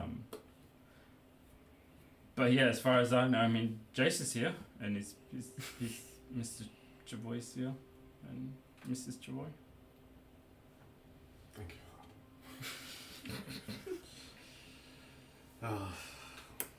Joyce, we need to go, so sorry to put you on the spot, but you know, You have to make a choice.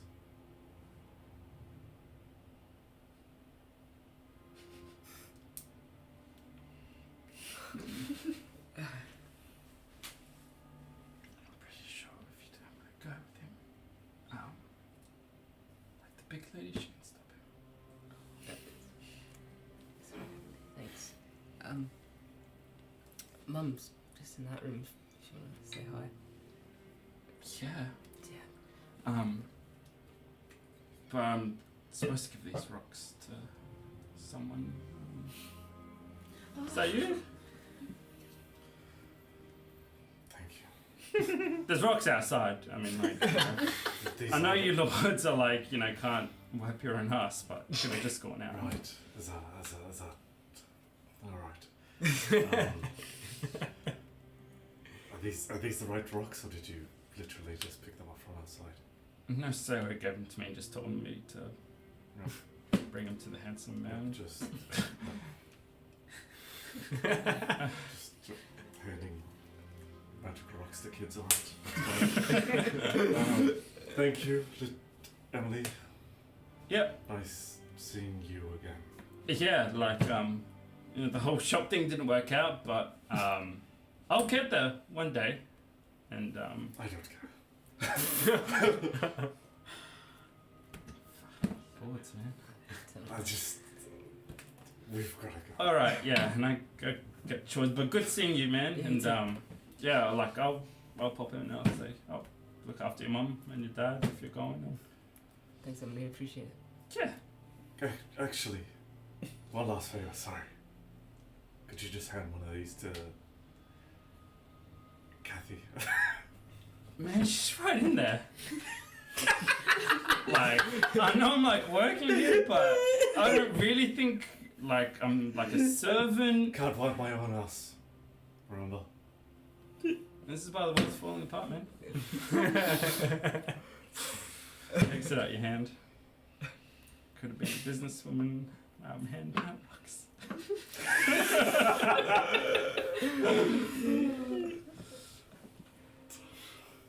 Cool. She gives you like one last punch in the arm and leaves before like leaving with the rock and then remembering it and walking in there. She says hi to you and stuff and talks about that prick out there. And then we'll eventually leave. Okay. So this other one's yours. If you decide to come with us. It's not just a rock, Jace. You think you've spent enough time with us, but it's a sending stone. It's a magical rock. Once a day. If you hold it, you can speak with whoever's holding its palm. This twin. It's not a lot, but you can speak to your mom every day.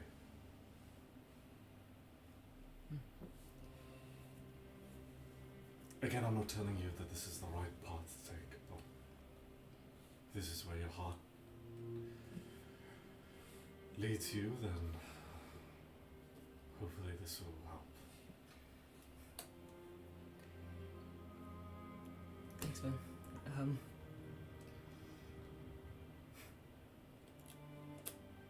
Do you really think they'll be safe? After all that?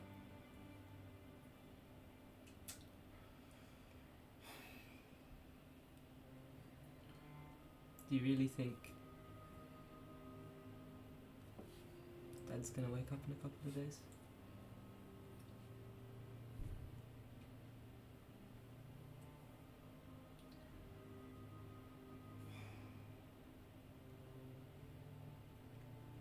I think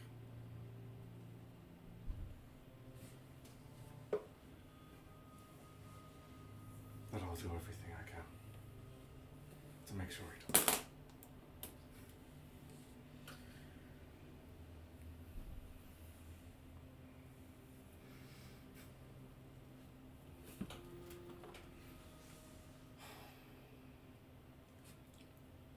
Heimlich's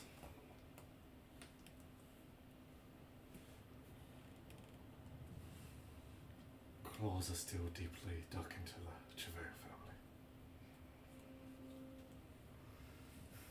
And according to Lady De Winter, he is the sorest of losers.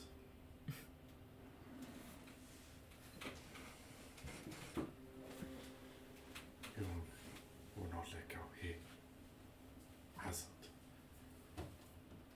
let go. And I just, if the room is still open, I'm just going to sort of look at his dad and look back at you. Trying to pass on that message without really having to say it.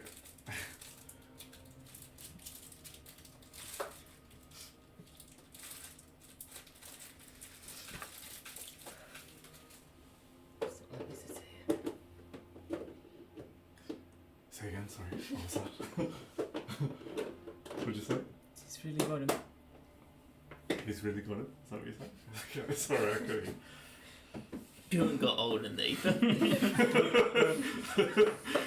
Oh.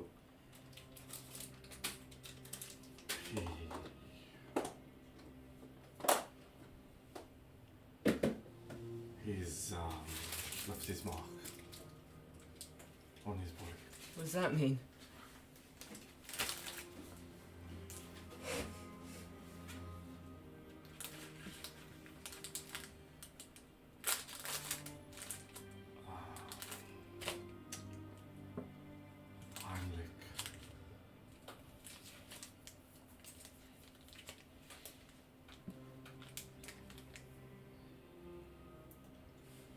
We need to put a stop to him. If your father is ever to wake up again.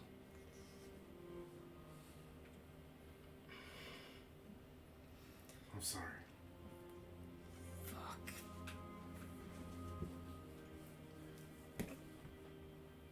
Fuck!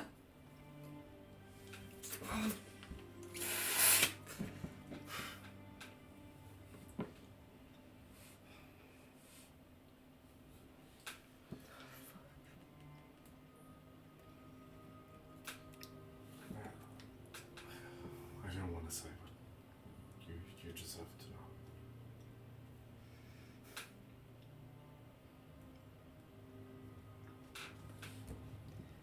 Guess I'm coming then. It's definitely not safe.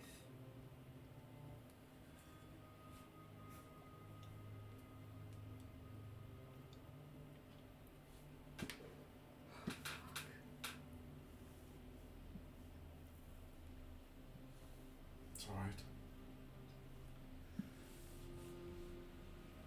We helped one soul get back to his body. Actually, we helped Sulfur.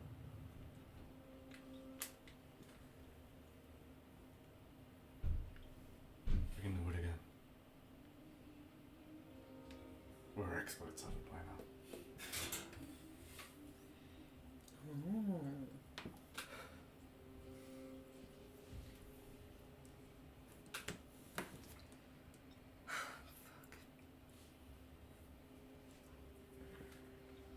This ain't my goodbyes then.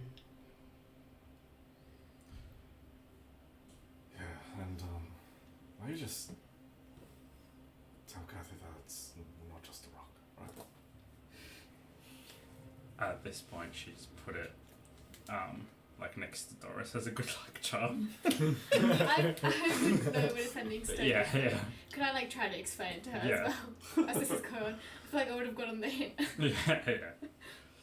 I just want to quickly say as well that Emily left in a hurry when you obviously recognise that she would have said her hires, and then you would obviously recognise why she's here, and she would have kind of left really embarrassed. Yeah.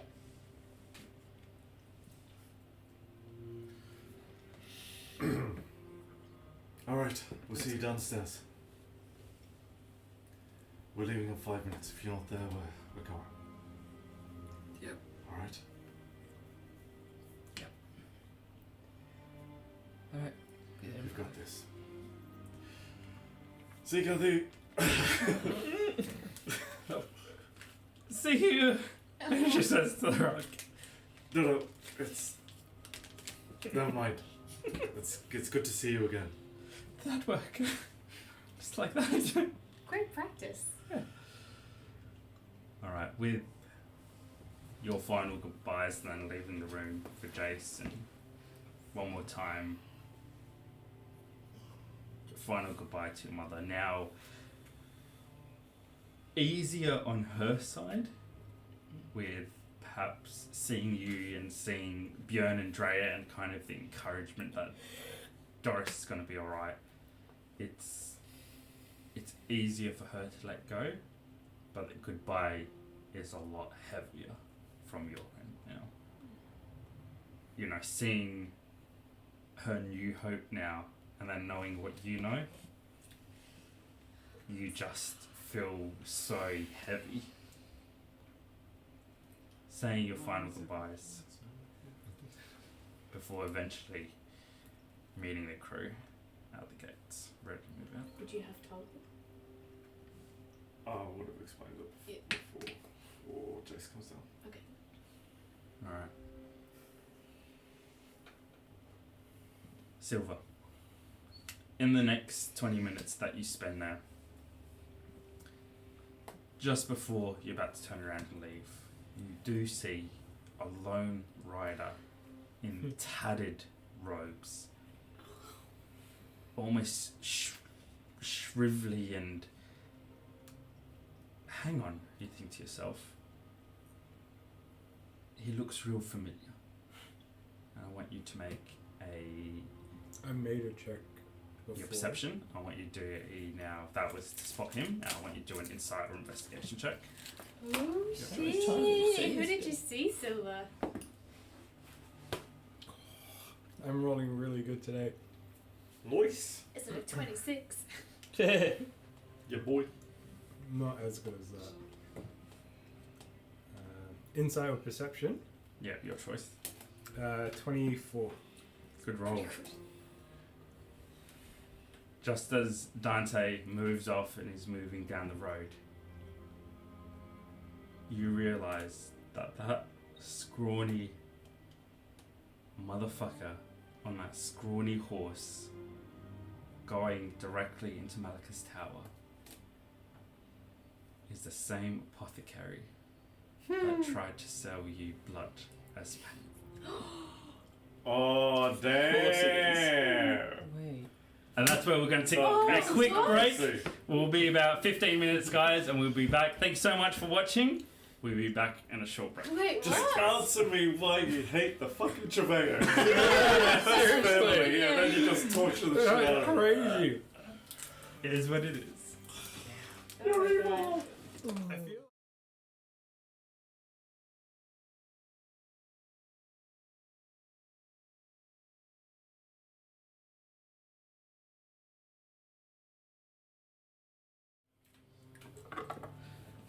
Welcome back.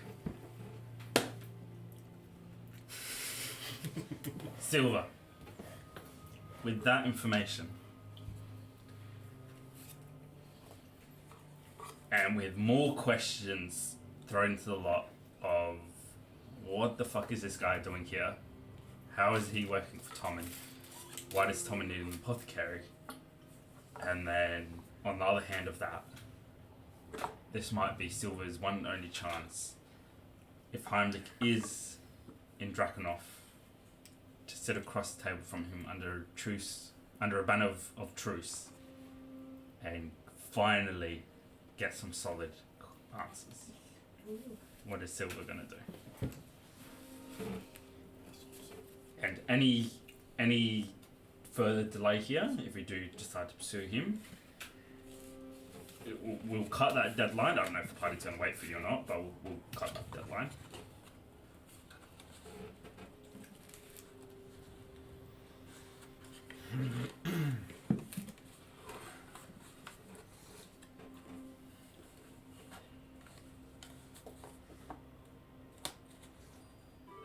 it's a really tough choice right now.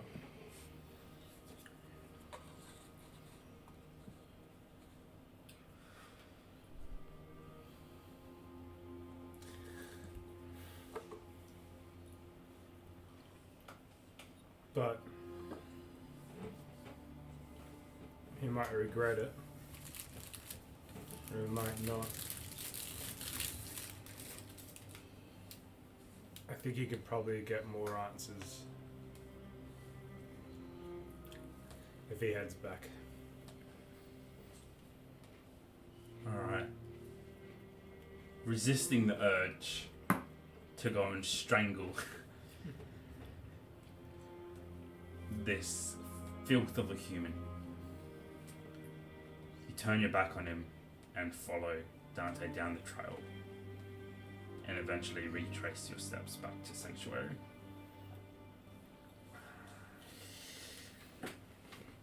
Back at Sanctuary.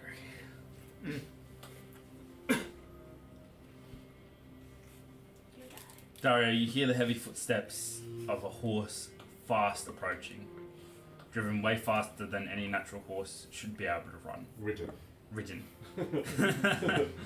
And eventually, on the horizon, cresting the hill, you see Björn, Jace, and Drea, you assume to be Two skinks. two Having a skinks party on riding Bjorn's somewhere.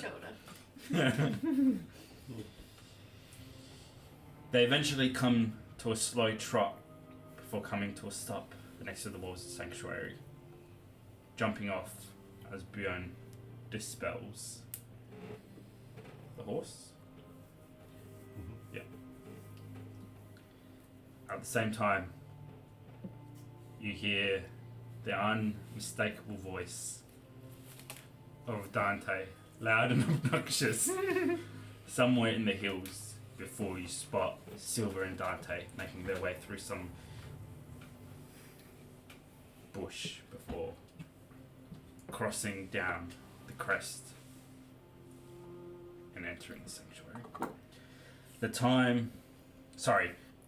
You guys would have got there first. A couple of hours later, you guys would have made it back. So you guys left just around 12. So it would be roughly about 6 o'clock by the time you went there, had the chat, came back, and then roughly around 10 o'clock as you guys make it back in. Father Bellador. At night, yeah? At night, yeah. Father Bellador, you still have 5 hours until 3 a.m. until Sanctuary Yeah. is complete. We would have like short rested in this time, right? Yeah, if you guys choose to do so. Am I allowed to Um, spare? But we'll pick up from when you guys make it back as well. Yeah. Dante throws his pack down and already has a bundle of small kindling underneath his arm that he throws down and begins working on making some tea. Thank God. I just need to ask, every time Dante doesn't finish his pot of tea, does he just tip it out, or what's he do? He rebrews it. He keeps brewing it. He keeps it like perfectly upright on his backpack so it doesn't spill and then rebrews it. Thanks, Dante. I could kill someone for a tea right now. Yeah, Captain, but like, I already did that. I looked at him like, I know. That's what I was getting to. Oh, yeah. Yeah. But not the jerky.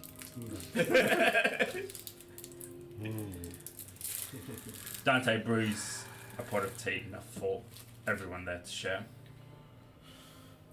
And as you guys all find yourself coming together as the night darkens, you find your bodies energized, a tension in the air for if you are deciding to pursue what you guys are set out to pursue. It's a matter of hours before you guys go into the capital of Slovenia. Castle Drakenhof was once a beacon in this land. In a time of Vlad and Ragnar, it was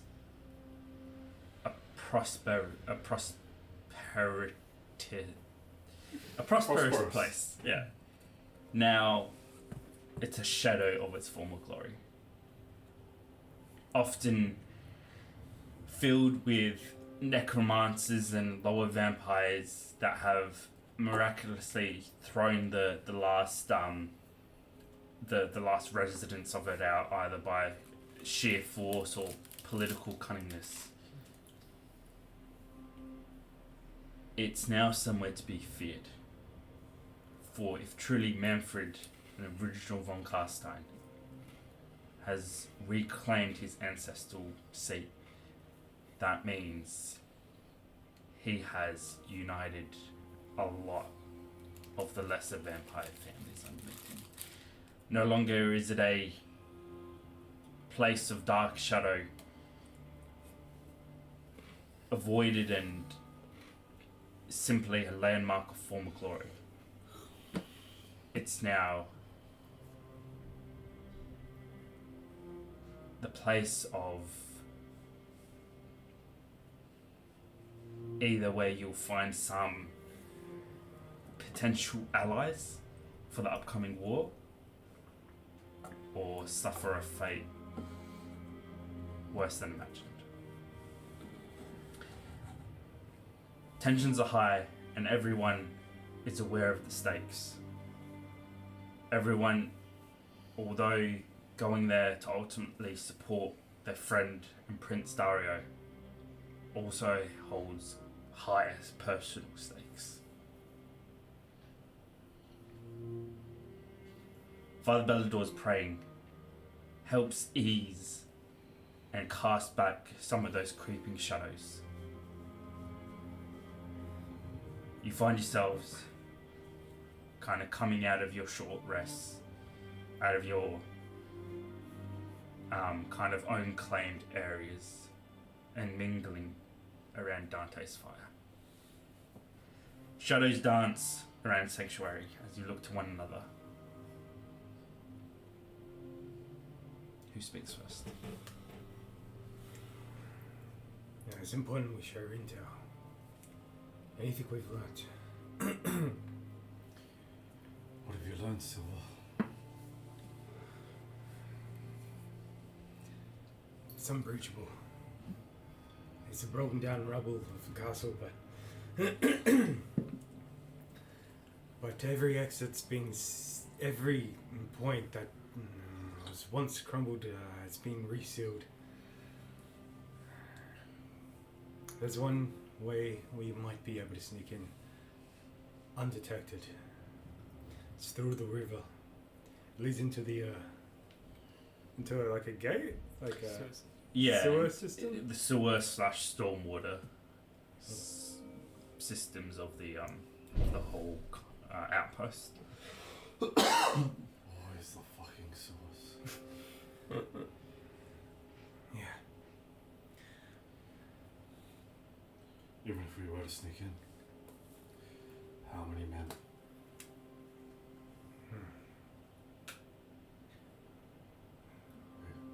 What defences await?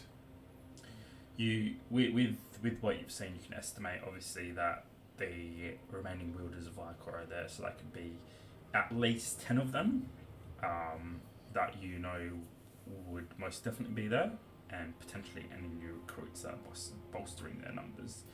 So, and then that's just the wielders of Icor group. You saw enough gleams of armor and weapons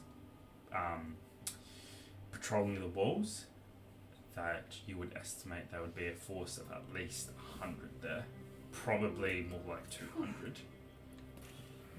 Could be 100, maybe 200. A real threat.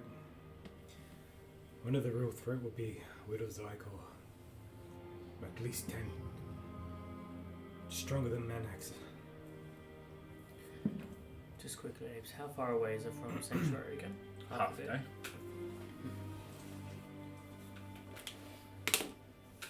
Anything else? There is one thing. A fucking apothecary next to the Javoices family. He was riding hard towards towards the detail.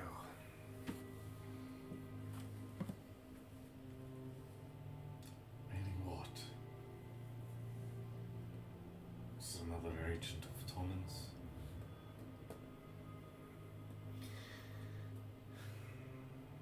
What else would he have dealings to be there? I think so. But why?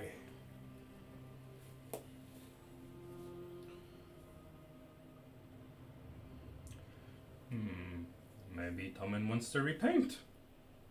You know, like father's thrown out, you know, maybe he wants some new colors. I doubt he'll be willing to bleed himself out. Or maybe he is a fucking weird old man. All I wanted was paint.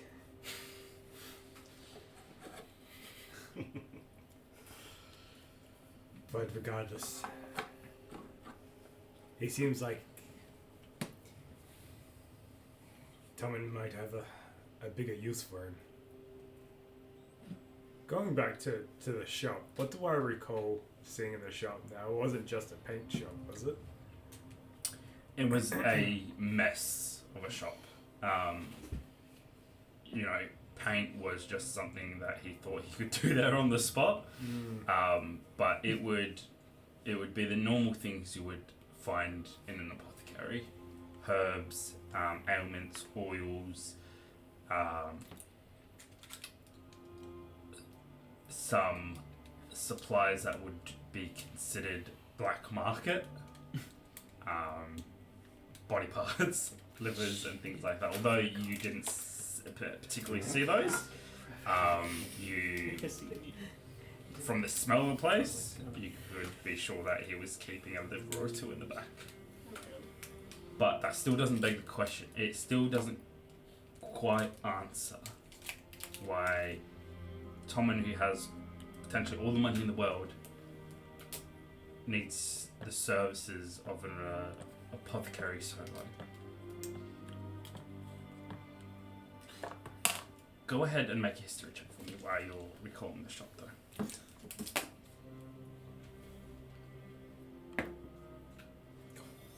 That's not as good of a roll.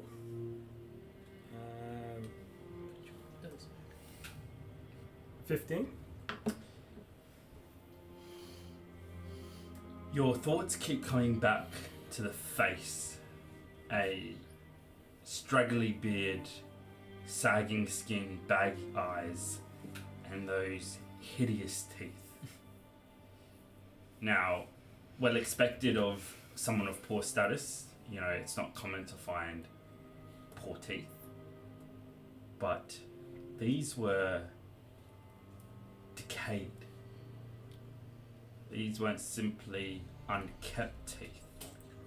There was something that was, you know, furthering the destruction of his teeth. Furthermore, there was the faintest dark green tinge permanently painted on his lips. Throwing back your memory again to the supplies around the shop, or to the apothecary himself, he was always chewing on something. You remember seeing a root on the counter. A stick that you paid no mind to, but now thinking back to it, that root had a very similar glow to Warpstone. What? It's warpweed.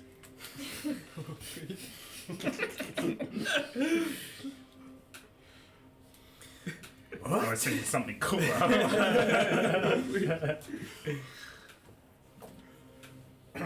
Alright.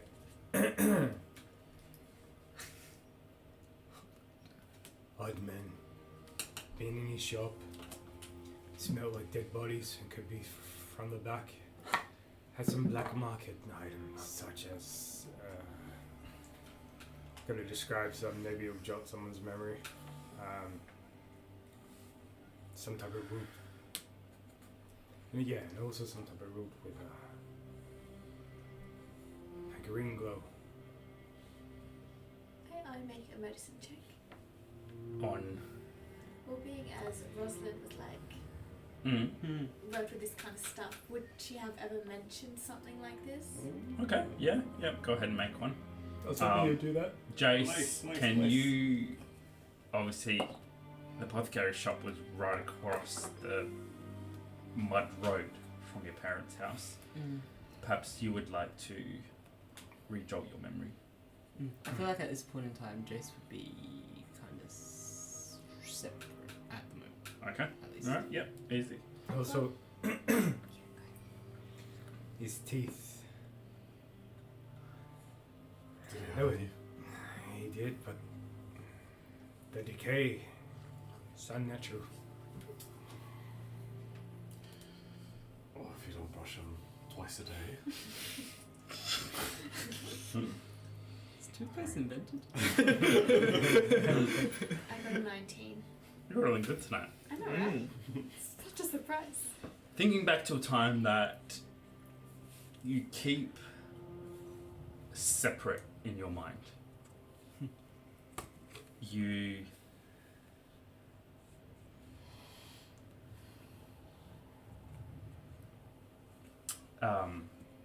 sorry, what was her name? Rosalind, sorry. It's your Rosalind. character there. Which character is it that I killed for you? Rosalind was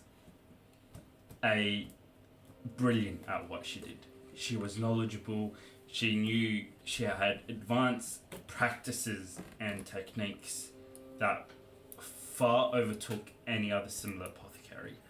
She could cut out steps that, where it might take a day, she found a way without sacrificing quality to make the same item in half a day. But she was always above board. She knew the risks in her line of work and knew various ingredients that she refused to work with. Even if they would seem harmless mixed with another one, she never wanted to risk the possibility.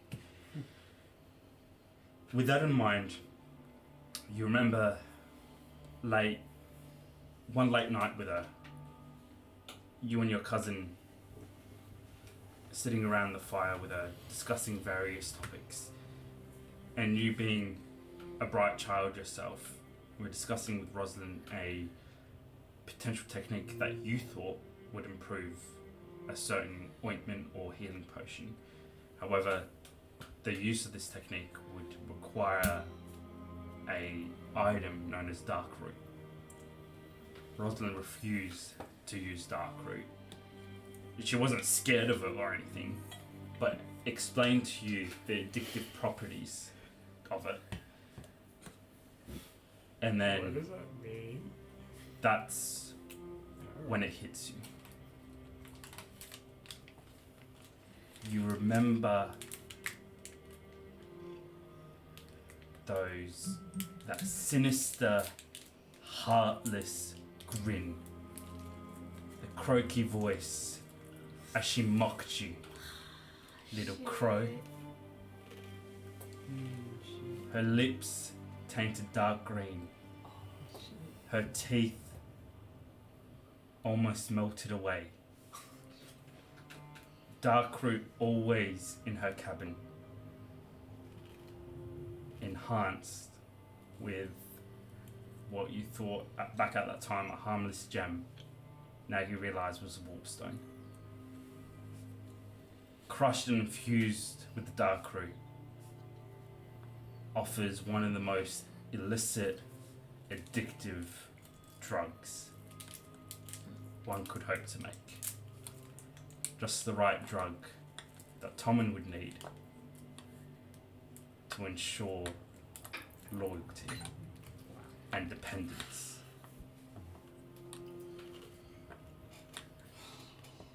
And of course, a less of a human apothecary willing to do that and make it for him. And the worst of it all, his lips was tinted in green.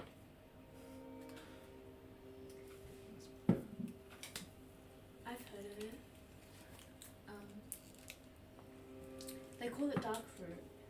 Can be enhanced with warpstone. Becomes a highly addictive drug. Like one stick, you know, like you chew on it, right? Yeah. And the warpstone is crushed and infused in there, and you chew on it, releasing the natural drug of the dark root mixed in with the fine powder of the warpstone, and one stick, and you would be hooked for life. That addiction growing to a point where, like, people will do anything Yeah. to have another serving. I will relay that. He would eat, sleep, and breathe thinking about that. Tomlin has made him almost a slave. Well, if that's who has supplied him. Made him entirely dependent on him. He'd do everything he said. Right. So is a druggie. Yeah, but the question is, what is he doing? And what out of that entire tower, who would Toman try to control? We know his father's there. Exactly. Wait, sorry, my misunderstanding. Isn't the apothecary making the dark root? Correct. He's making it for Tom. Yeah. Wait. Tommen Yeah. is supplying it to the high lords and ladies. And now Oh. Toman is supplying it Not the. Oh. to the Valandir. Sorry, he takes it himself, Yeah. but like Tommen can't go to an above Yeah. board apothecary and be like, hey, make this. He needs to find So someone. is he getting his warpstone from the tower? Correct, and most likely either manufacturing it there and coming back to the city with it. So the tower's a drug club. An apothecary. It's where he makes it. Which It's how he controls the lords. it would make sense why they've chosen him as the elected if they're so dependent on him because of it. Again, you know, Slanesh covers all perverted pleasures, and this is probably the less darker of them, but still there would be plenty that would fall to it. Just another hook that Tommen could think. If we were to think back on our time, or I guess myself, I was to think back on our time in the city. Can I remember anyone else with a green tinge on their lips? Can I do a history check? Everyone. You may. 'Cause And you can do it with advantage because Okay. good girl. we You're went like 'cause inspiration. We went to He's the Technically, but yeah. manor. Mm. So I'm just thinking. Oh yeah, the ball. Wait, weren't they I rolled an masks? 18. Talk here. 20. Dirty. They're like masquerade. Dirty 20. Is she dirty? I'm dirty.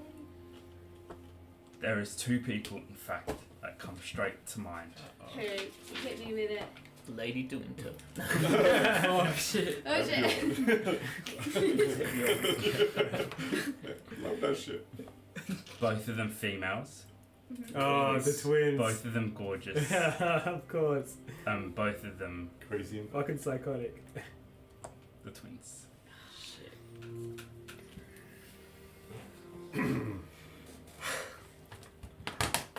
I mean, You thought makeup, right? Yeah. But it makes sense now.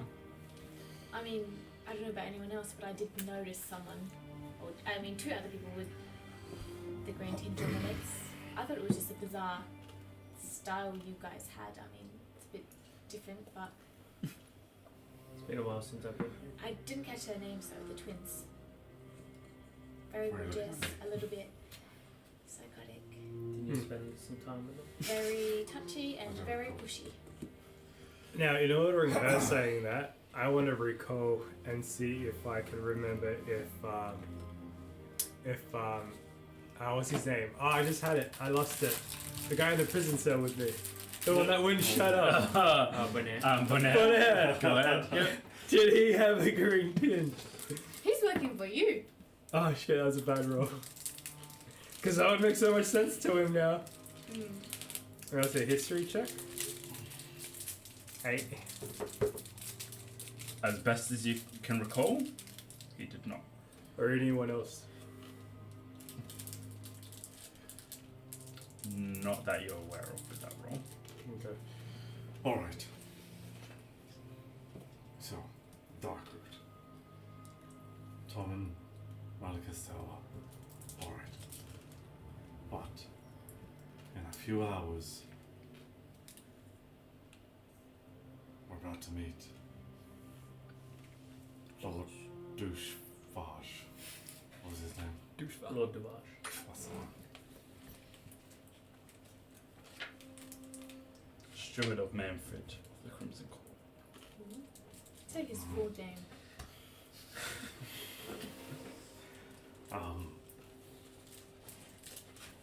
Honoring your word and all that. Will they honor theirs? Did they grant you safe passage? And did they include any of your tag-alongs? I was just informed that there'd be a carriage at the pedal that would take us to Manfred Castle Drakenhof. Castle. Right. So I can't imagine they would go to that effort just to kill you. But... oh, actually, I can imagine that. That sounds like a pretty big trap. I'm going to say this is not a quick conversation. This is going through the night, right? These guys probably Well, got we're stuff. just waiting for it. Yeah, have some tea Yeah. and stuff, but just to help you along, it's like in the last half hour now. Like it's going to early morning because you guys are all going to stay. Like you've had a long rest, you guys are all Because amped up we're and going in the anxious. morning, aren't we? Did the Well, as soon as Father Bell. So yeah, you would be like finishing up in the next few minutes. This is kind of off topic, but do you know the person who's going to take your position, and you didn't like him? That priest. Did he have a green tinge? Man, that's a man of Sigma. But did he? He did not. Just checking. No, yeah, that's a valid point. And did you learn anything at the Winter State? Right. We learned that Isaac is fucked up. Which is... So, How so? well, he killed his parents and then kept them alive to experiment with them and have them walk around dead. He conquered the Nine as well. So, I forgot to add one of his other titles is the Lich King. The Because Lich King? and now they call him the Lich King. So, you know, that's quite great. Krill is his henchman, and he's raised him from the dead. And who was Krill exactly? That's a good question. He was an ancient Khorne warrior. And at the burial site was a massive battle between the dwarves of the Grey Mountains and the Khorne force. And after the battle, the dwarves put the best ruinsmiths they could and put him in a tomb and encased him in there so he would never wreak the havoc on their people. But then he figured out a way to get him out, didn't he? Yeah, Heimlich, by some sheer will, broke all of those ruins and resurrected him. So in his quest for power, he's gathered Krill and other powerful artifacts and forces to his side, and he never stopped. We know his allegiance with Manfred is fickle. Right. If it's once before Manfred's return, nothing could stop Heimlich. And So as Manfred has him on a leash now, it's a very loose leash. We also know he's looking for an artifact at the moment, so that could just add to his power. All small stuff, really. Yeah. Dario, Oh,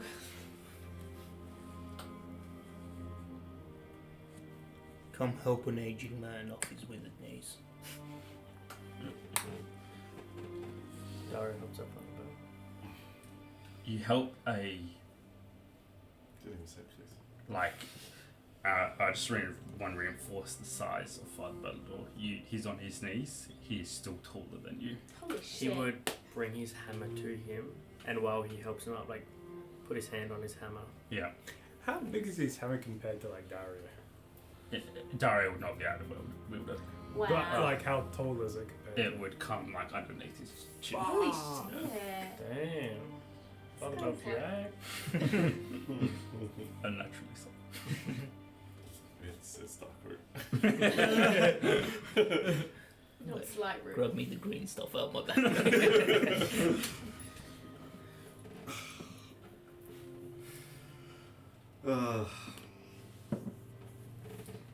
Are you finished praying, Father?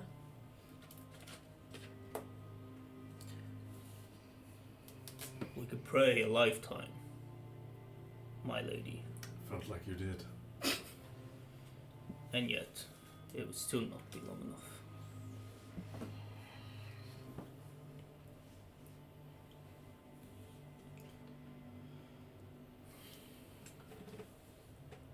I just want to say before you go on. As Father Bellador gets up, you feel as squirm in your pocket. Blindly tries to climb up onto your shoulder and to your hands, and is reaching out. And you realise he's trying to get to the ground. Okay. I'm presuming you put him in your hand, and place him on the ground. And as you watch him, for the first time in a few days, although still affected by his blind sight, is in search of something and heading directly towards something as he, the fastest you've seen him in days, not at his full speed, but starts scurrying off and disappears into the foliage around Sanctuary. Can I like try and keep my eye on him? Like keep checking Yeah. to see if I can spot him, spot the movement. Father Bell's just going to take his tomb before he carries on, and he's going to take a quill and some ink from inside his coat, and on the back page of his tomb, he's going to cross a line through the 30th tally God damn. before he puts it back into the chain and puts the ink pot away.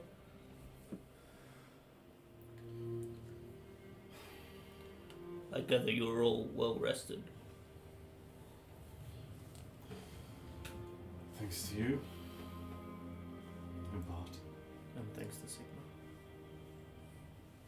Just going to clap you on the shoulder. And thanks to Dante's tea. Dante is staring up at the stars. Is his lips green? I'm gonna check Yeah, from now on. I just want to mention nobody else is feeling this effect. He seems to only be adding this Spiking special his sugar. You say special sugar? Is it the sugar cube? That is always It ain't sugar, man. Are you rested?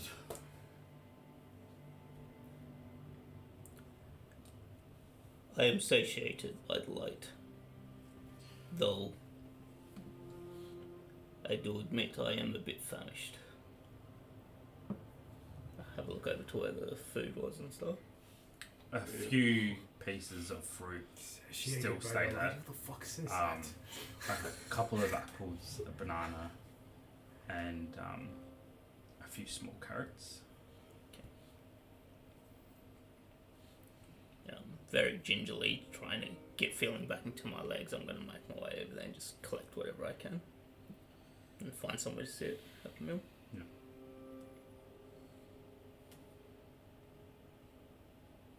Will you join me, my lord? Tara just walks over. Is he nuts?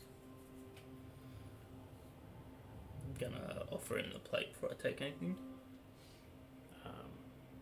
Please, after you. I've already eaten for today. How are you feeling?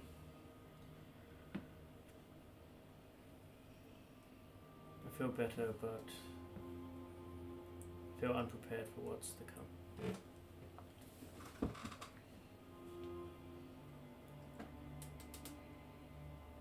That is but the beauty of being immortal, Dario. Not knowing what is to come makes each day worth living.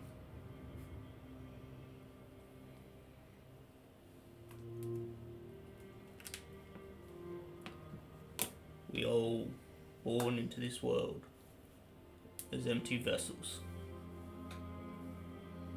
riding the waves of a vast sea.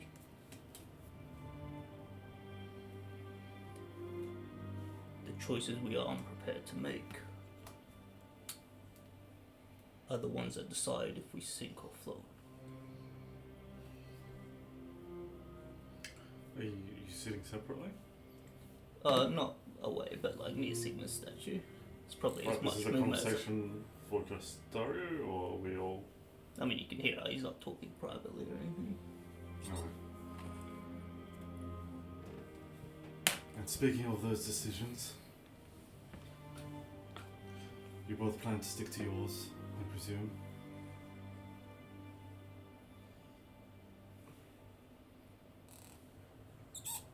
So I say again, are we guaranteed safe passage? How do we know that they won't just turn around and kill us? We do not, my lord. Alright. So we just risk it. Oh, we can make a contingency plan. Right. Just in case. The most powerful vampire in all Sylvania, and the most powerful necromancer in all Sylvania, or the world, perhaps, decide they really don't like us too much. What's the plan?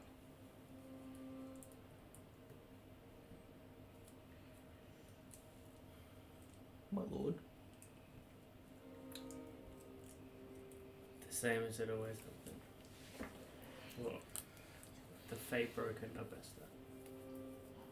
Which is? Offending people and making enemies. And fucking chill. I like that. If they do decide to kill us, we'll go down swinging. But I can't. But if you guys want to come, that's up to you. I just... risking a life or limb was something none of us have shied away from. In fact, we constantly seem to walk towards the worst possible thing we can. But I've come to believe that maybe we should live.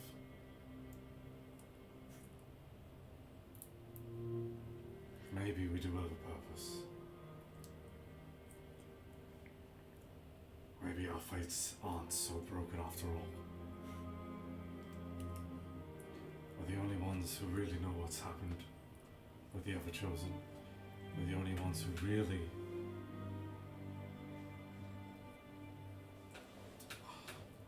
or at least it feels like we're the only ones who could really do anything about it. And so... normally I would agree and say, yeah, let's do our worst and, you know, haunt them if we're dead. But who is there left to save the world? I just want to add, Björn and Father Bell, you're probably the two most knowledgeable here on what you're walking in on, and you both fully understand that if it's just you and Dario, if it's the whole party, you are truly 100% at their mercy. No, our chances of getting out alive as Buckley's if It they is absolutely zero. Yeah. Even with all your faith in Sigma and with all your faith in your own skills, Björn, you said it before, you're going straight into the house of a von Karstein, the most powerful vampire, perhaps even now stronger than his father, and the strongest necromancer by his side. That's not, and that's just two, not even counting the rest of Manfred's court. There is no way of getting out of this. You either walk into certain death or come to a conclusion where you can walk away with your lives. And you put it perfectly. You guys continuously walk to danger, walk into it, and you know, although fear is a natural thing, the fear part is not even considered in this part. What you're considering is we're dead going there. Things go wrong. We're dead. The knowledge of the Ever-Chosen dies with you. Austin Mark falls to your brother. The church falls to that guy, and who knows whose pocket he's in. Dre, you've seen the world end. It will end again. Silver, all the answers you've been looking for, gone. And Jace, the only reason you're here is for your family. And if you're not there, same with the rest of them, that the world will end. Right. So perhaps we all do have our own reasons for being here, right now, in this dark and miserable place, although I appreciate what you've done. But maybe it's time we make a choice, rather than just running blind. Let's decide to live. Let's decide to make the difference. Collectively. You all Let's have, not risk anyone else. Sorry. yeah, no, I was just going to add to that. Like, you all have, this party is all the world has. And all this is a milestone. Like, you all are aware of what's coming. And that will end with you guys. Lord Ulfin is right. Just Bjorn.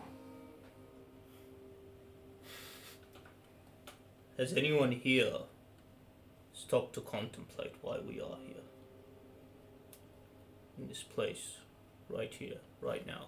How did we get here from where we were about a day ago?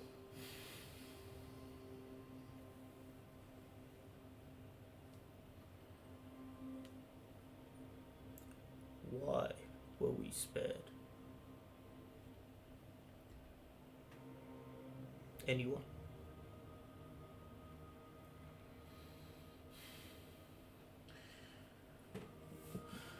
Well, I think for the first time replying to you, why still stares up at the stars. We might be the only hope this world has, man. Dante falls back and closes his eyes. Gonna put plate aside and take Dario by the hand. I ask you, my boy.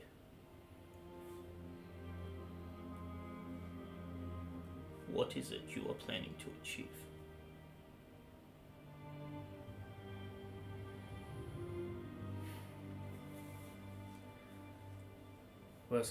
Best case scenario. securing an ally.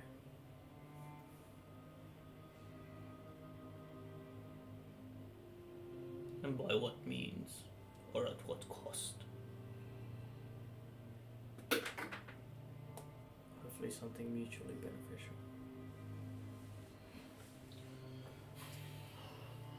It's not enough, Dario.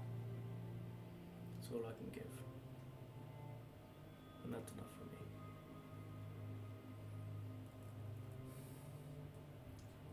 Emily de Winter did tell us that Manfred is not to be trusted, but she also did say it might be worth a try. Right. But if we start playing that game, there will be a time where he will betray us, or we will betray him. I didn't say I'd trust him. I already have plans for if things do go well and he decides to betray me. Fine. But let's look at the history. Manfred, after all, is not his father. We help him take over Ostermark, some of the other statesmen, the whole empire. What happens to the rest of the people when the vampires who follow Manfred take over? Manfred, who did never, as far as my knowledge goes, never wanted to live alongside man as equal, but rather wanted to own them as his pets. Kados. At that point, they ever chose to be doing the world a favour. My lord, as Sigma is my witness, I will follow you in any decision you make.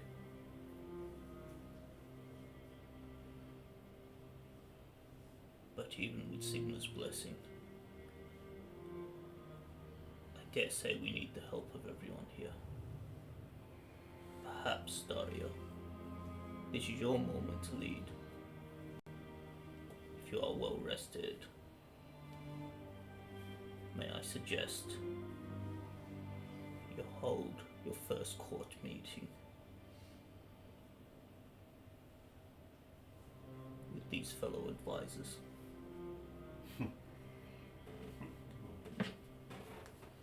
Where's my inspiration?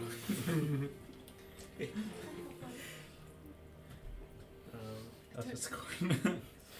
That being said, Dari draws his sword and places it down in front of him. With the rightful heir of Ostermark, I declare the first council meeting, first of many, now open. I just wanted to say the weight of what Dario is doing here, and I assume you agree with me. You're more than friends now. You're Yes. no, by keep it serious. By doing this, you guys are voluntarily accepting to fight on his side to retake his homeland. And that doesn't end there. This court that you're calling here, although not in your homeland and in the darkest places you can, is official. And each and every one of you has a vital role to play, not just in this court meeting, but potential generations to come. You swearing this court in, Dario, is accepting them like forever into this position until dismissed. You're not Jace anymore of Fleabottom. You're Jace of Lord Dario's court. Like, I just want to reiterate the power of what Dario is doing here and the responsibility that he's entrusting you with. and that you guys are trusting him with. So as I do that, before I do that, I want to actually wrap the necklace that Father Bell gave me around my hand. And as I put my sword to the ground, I'm going to cast Prestidigitation and make like sparks come out from the sword and like gust of wind just going on my face. Cinematic. Bit erratic. And I've never been one for politics. But as long as I don't have to shine your shoes, I'll accept.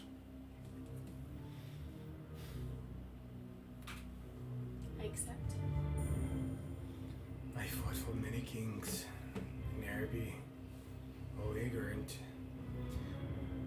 backstabbing, drunks, power hungry.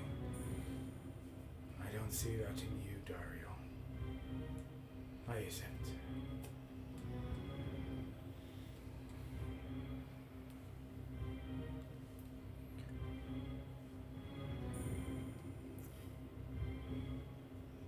Jace's gonna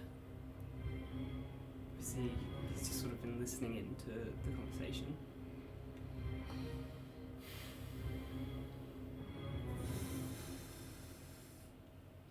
We tried to kill each other, so I guess that makes us friends. As long as I can go back to Mum and Dad. When I'm ready. Of course.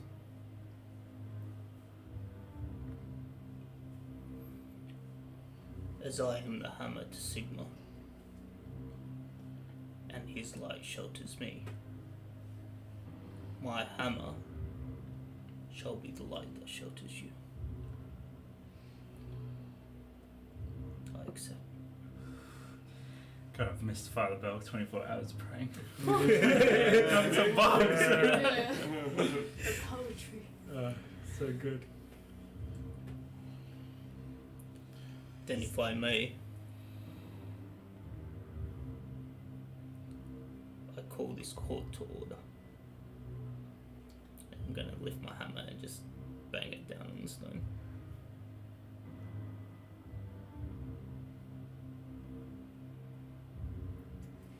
Alright, so what could Lord DeBarge possibly want with you? What could he have to offer? What could you have to offer him for him to call you? Sorry, have I pieced it together that vampires, like necromancy, go against chaos, and that Tommen is in line with chaos? Yeah, from the information that you have, you can piece together that there was once an alliance there, and Tommen has turned on that and chosen a darker power to serve. Now, nobody here knows what Manfred wants from you, what his ambitions are, but for him to call upon you, it's a big deal. And the weight of it as it starts settling in, that this is official, whatever's decided here in this court will affect everything from now on. Sorry, while this is going on, is Jace still by himself or has he joined the group? Yeah, He's kinda. walked on over. You can see he's started with you before he left. He would like to have grabbed some materials and is currently working on a new jacket. That's good. So I believe Manfred was working with Tommen, but Tommen is working against him. Whether Manfred knows that or not, I'm not sure.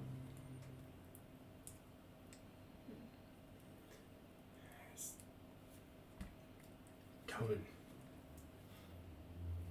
willingly betrayed him. Sorry. Okay. No, you go. You go. If he puts you on the throne, then do you become his puppet? Maybe if you might think I'm his puppet, and that might work to my advantage. Words hold weight. when you are in a position of power, Dario. As I'm sure my fellow, I'm sure Lord Orphan would agree. Be careful what you sign up for. There is nothing forcing you as well to go see him. I just wanted to reiterate that. We wouldn't offend them if we did go. I mean, we Probably also would. Yeah, But I did get like, one. have been fucking with Heimlich shit, so you know. Well, I think we've already offended. Yeah. You know what I mean? And again, you know, if he's gonna be offended, well, you're the fucking Prince of Ostermark, and you don't dance to anyone's tune. whatever he does ask for you, Dario, if you deny him, you piss him off. So, do you know where Tommen is at the moment? Someone would be in that graph. Oh, yeah. Yeah, of course you would be. So we go in with leverage. Something that we can hold. Information, perhaps. That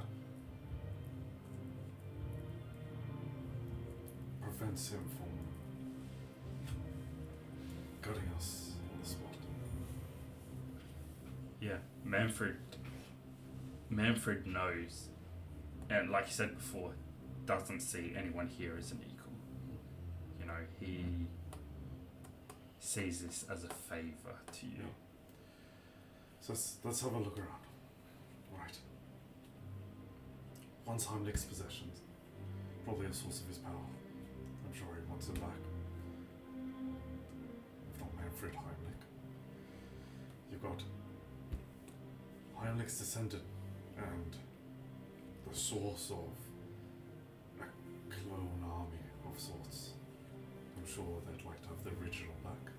And also the missing piece to the map of Asherin. That too. Well, I haven't revealed that one yet, though. Yeah, you have. We all know. Dante, what are we talking about? Oh, yeah, Dante said it right. Oh, yeah, Dante just put it out. That's Alright. A source of knowledge of the future. Very valuable for any conqueror. If he knows what's going to happen, maybe he could alter his plans. Myself, my blood could revive his father. Which, from what I know, they didn't see eye to eye.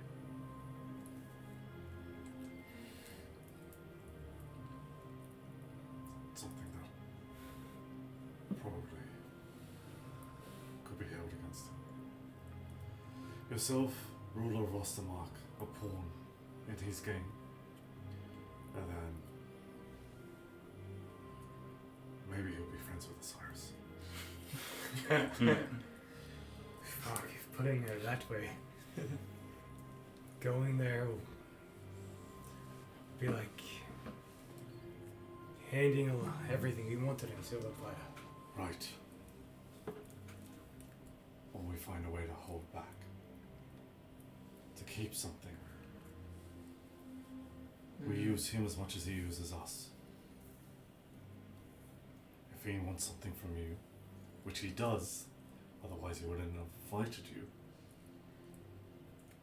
we just have to figure out what it is. Or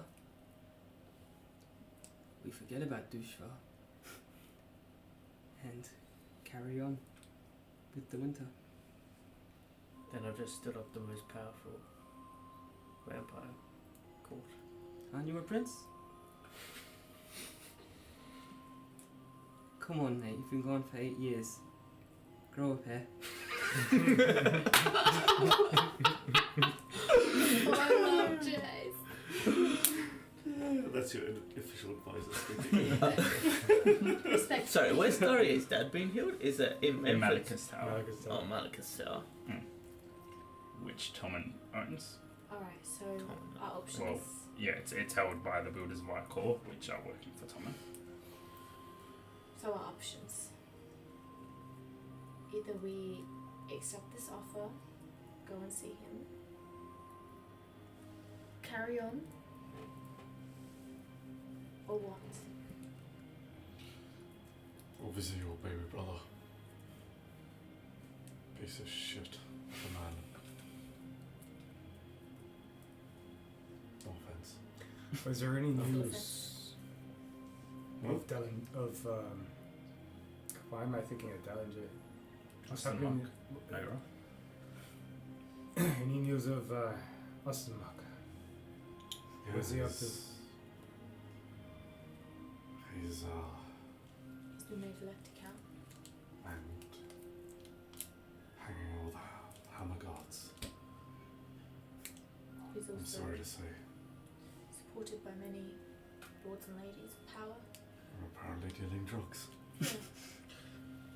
And just for context as well, I just want to say, although the Emperor is the Emperor of the Empire and oversees all states, he legally cannot directly interfere with whoever's, like, if Austin Mark wants Tommen as the elect account, then it's for that state to decide.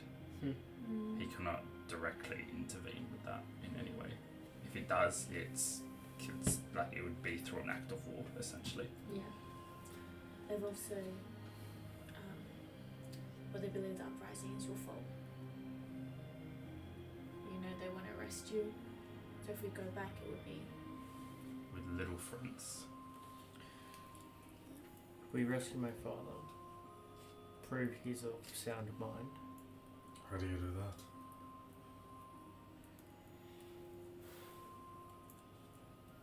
That's yet to be. I mean, your father is, I'm sure, a powerful man. There's sure to be loyalists that'll flock to him. I don't agree with your brother.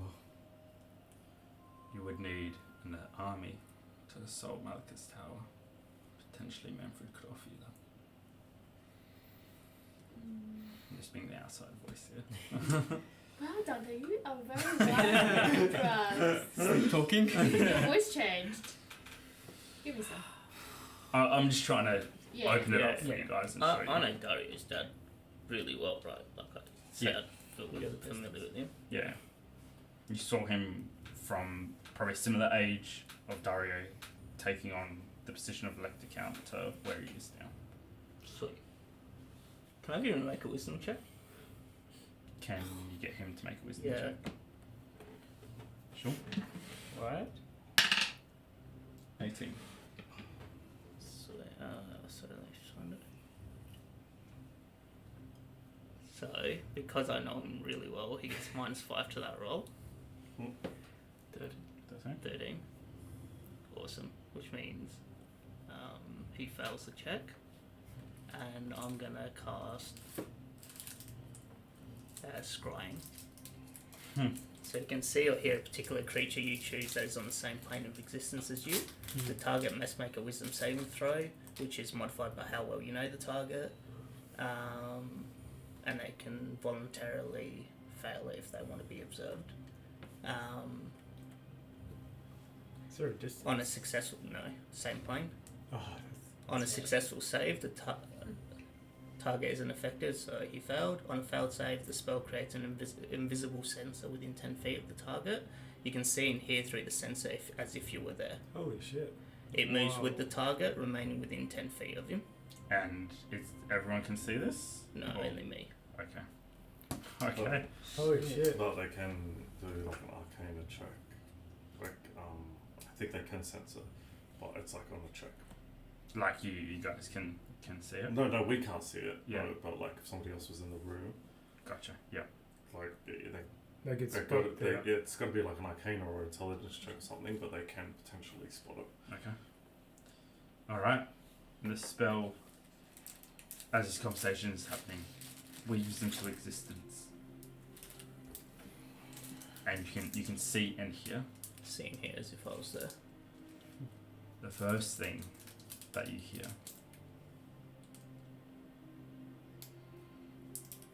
rattles of chains.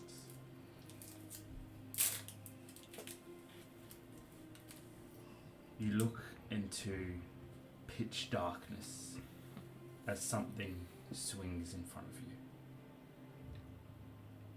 Confusion crosses your mind for a second before you realize he is hung upside down from the ceiling.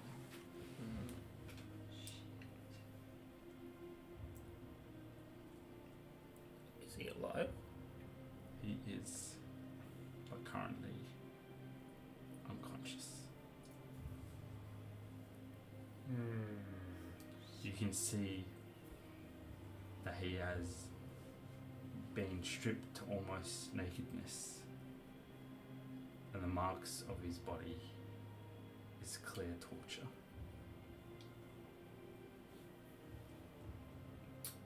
Someone's a motherfucker.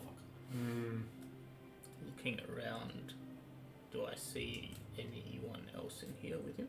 You do not. You see him hanging in a room that would be roughly 10 by 30. A large room deep underground where you would assume there would be multiple cells. All empty, and he hangs in the middle upside down. Underneath him there is another set of chains and a hoop driven into the floor, and around that various tools, weapons and blood mark the sign in the area of where he's being tortured. The fact that he's still kept alive clearly means Tommen wants something from him. Can I see a door or anything? You can. Window, door, A singular reinforced door heading into the chamber. solid door? Yep. Can I hear the sound of guards or anything on the other side of it? You cannot. The room is quite large. There's definitely no one in the room, and at this time of night, there would be little to no noise. Is there any light from underneath the door? Like the crack of the door or anything? There would be the faintest light. Like torchlight? Correct. That you would assume would be from the door would be leading to a staircase going back up to the surface.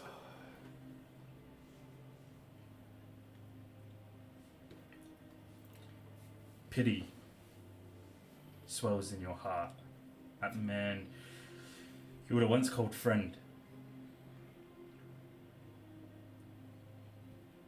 And I don't know how merciful Father Bellador feels or is, but I would assume there would be potentially some kind of rage or anger towards a child so vile that you helped in raising that could do this to his father.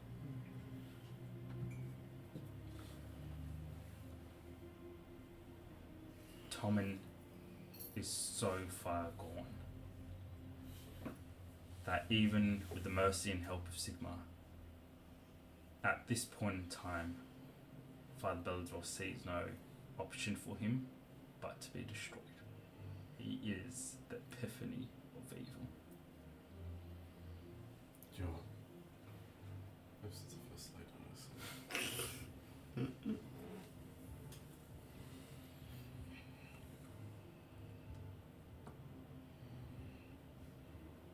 Okay. For him to still be alive, because it's been a few days, right? Like, is there any sort of food scraps, water, anything? Is there like feces on him? Is he? There is, yeah, and feces on the ground where he would be if he's not hanging from up there, chained down there. Scraps of rotten bread scattered around as well. How malnourished do you look?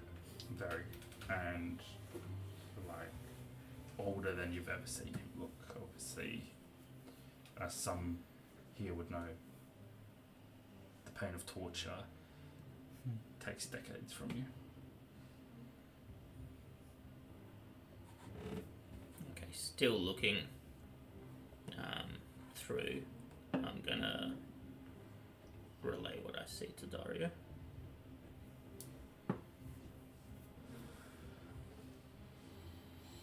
shaky voice trying to suppress my anger and emotions over seeing an old friend like this. Dario, this is a man that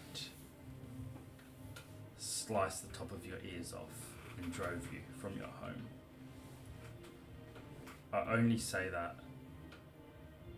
to remind you of who your father is, but you know for a fact that when then after the night went down, before Tommen supplanted your father, he was defending you in front of the court and in front of your brother.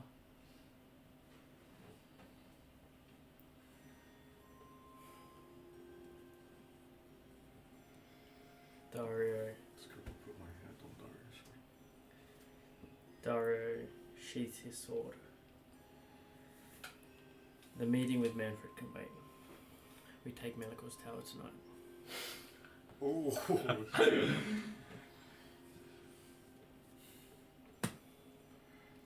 As his advisors, Okay.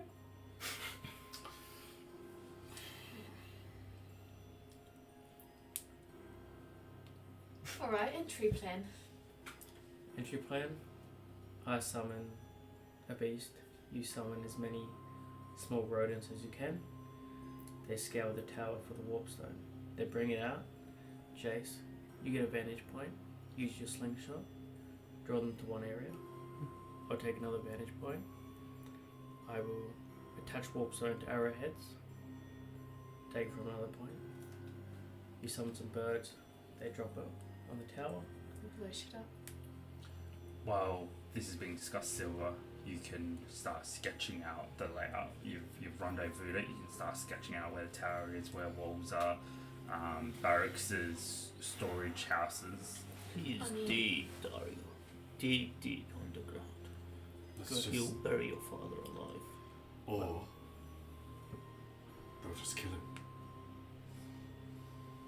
Unless Right. we make it look like someone else is doing it. Okay, so I'm sketching this on the ground, right? As I'm sketching this on the ground, what about a distraction? What kind of destruction?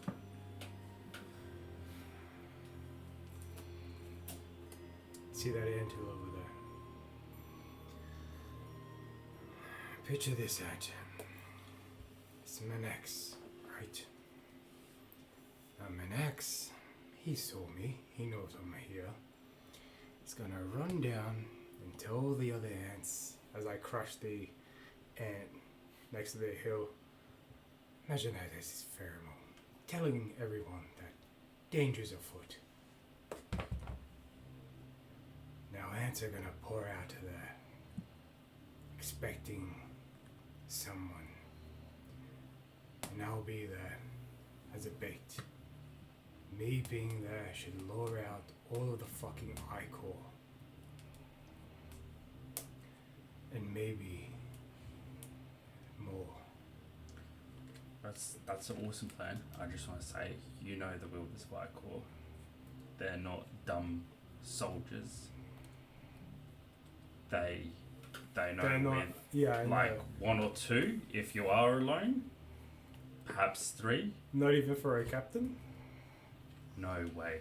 No way. They're smart enough. Why would they leave a defensive position when they have an advantage? Send out all of them, and perhaps again you estimate at least 100, possibly 200 troops Okay. holding Malchus Tower.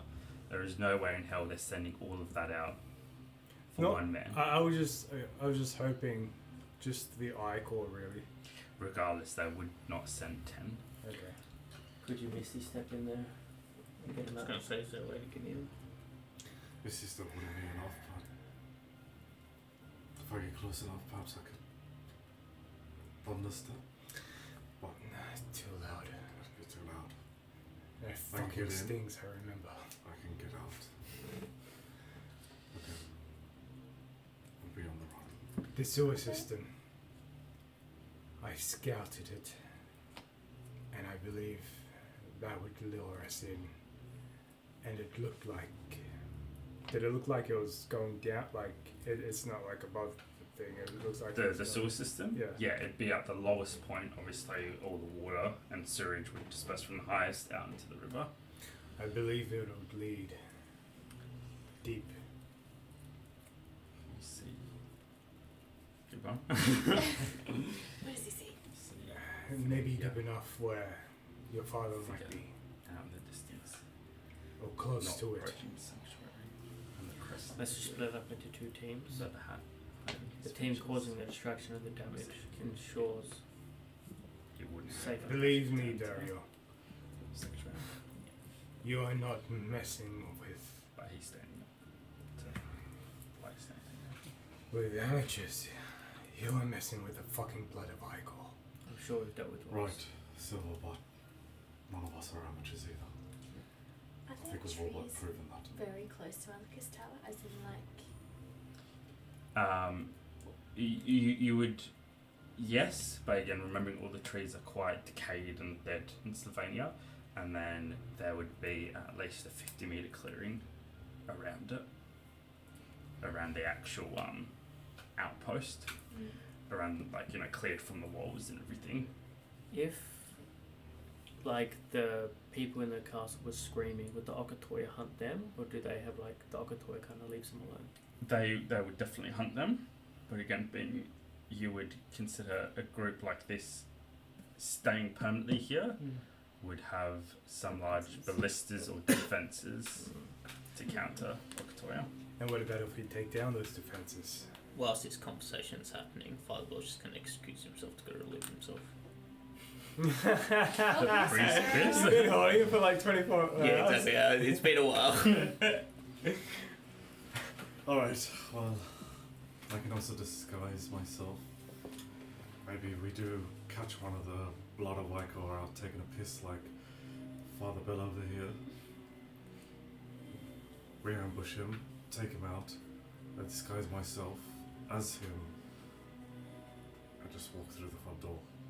How long was the walk to get here? It was half a day. Half a day. Okay. Another idea. So realistically, the siege would be happening at the break of dawn or after dawn. You can disguise yourself. Yeah, I can, what was it, ritual spells on? Actually, come. We're gonna waste this spell. well, What Yeah. if you're disguised as Lord Tommen, the hostage? As a hostage. Right. This whole joint is run by him, right? Well, would they fall for that? That's a good idea. How would we Can they use magic? If they don't fall for Don't Tommen, remember. would they fall for Dario? What if I'm the bait? Or what if you look like the bait? You get in there. Double step out. But they're not tasked to protect you. And plus, didn't you say there was like 200 people? They're not going Get to in send there. all 200 out for you, but No, that, they take him in. Take him that's how prisoner he for gets Tommen. in, gets his father out thunder steps. Or potentially they just, kill you. Kill you, yeah. But I when- mean, there is a bounty out on your head. And I they do don't- want you out of the game. And I don't think they will take you to the same room as your father. Just close enough. Maybe. Who knows? I just feel, they're all good ideas. I just don't know if they'll be fooled by it. Do you know what I'm saying? I know what you're saying. Surely they'll have at least one magic user who would look twice. You know, illusion casting isn't the most difficult thing. We have one person capable of seeing past the disguise and it's done. But they won't look if there's no need to question it. Right? If it's Tommen, a bit weird. Potentially they fall for it. One person looks, works it out. But if it's the same guy who just went out to take a piss, just wanders back in, why would they look at it? It's true.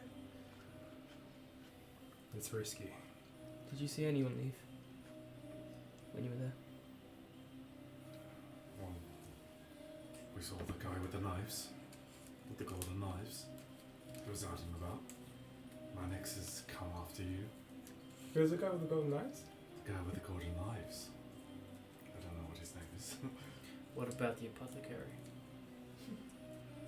Wasn't he leaving? He just went in, I think. He went in there, but Catch if him he when he's was leaving. I was thinking that, but it's a half a day to get here, half a day to get back. He might be gone. If he was only doing a quick supply run and going back to the Citadel, I don't think he would have reasons to stay longer than a day. I could be wrong. Either way, It's a possibility. he'd be coming this way, right? The road leads past the sanctuary. We could set up an ambush. That could work.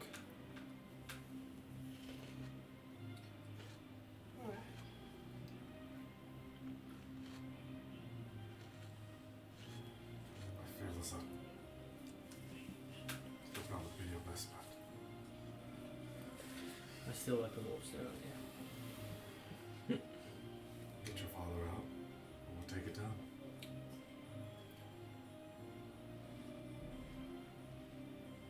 How does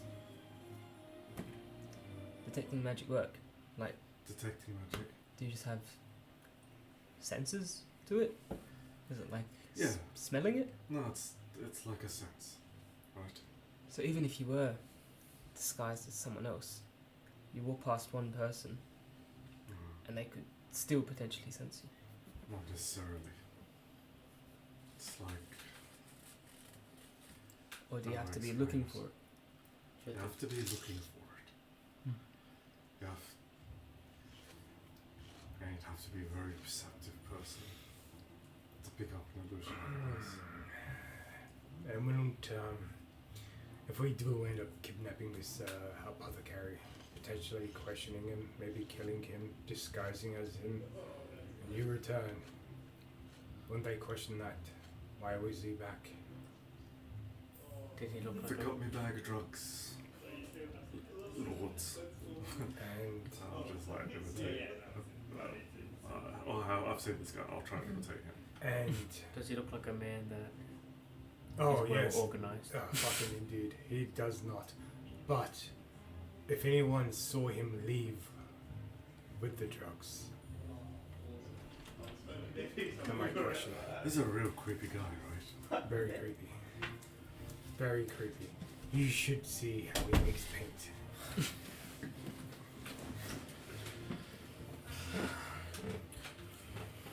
I don't know. I think that's Is that the a best option. possibility that the apothecary would be heading back this way? It could be, but you just towards sanctuary. Yeah, like No, he would basically go in between, like because he wants to avoid the front lines as well. mhm. So the way he's leaving is kind of going out of Nagaroth, the opposite way of Emily's of the Star, and then crossing into Slovenia. Would it be possible to intercept him, or is Could that... be, but you just don't know what his movements are like. Yeah, okay. So we sit and wait. Yeah. So we sit and wait. We'll make a plan. You see Father Bell walking back to the sanctuary. That was He a has 10-minute a piss. very rare smile on his face. I get it. It was a very long prayer. Where is he piss? Me too, pissing's great. Speaking of which,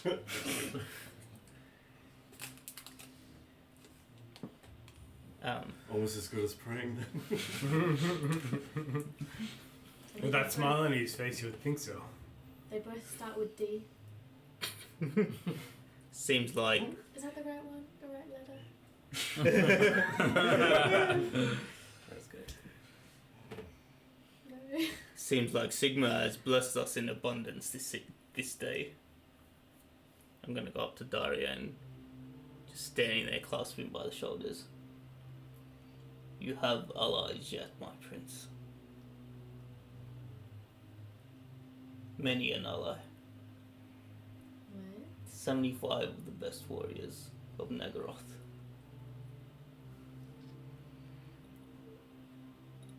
But a few hours ride. Did you piss them out? Please do explain. I just want to say, do you remember the tokens? Yeah. The coins? Yeah. He had one and he Yeah. gave it to you from the wolf. Yep. As Gotcha. Mercenaries. Ooh. It's for the League of Champions. it's League of Legends. League of Legends. I'm gonna take your hand. And I'm gonna put the coin in it. Oh yeah, I've been trying to figure out with this. Oh my Would I gosh. recognize it? You would, yeah. No. But you obviously all know what Father Bell did at a game, but you don't know how it's been organised. The light shines upon you this day, Daria. Smart.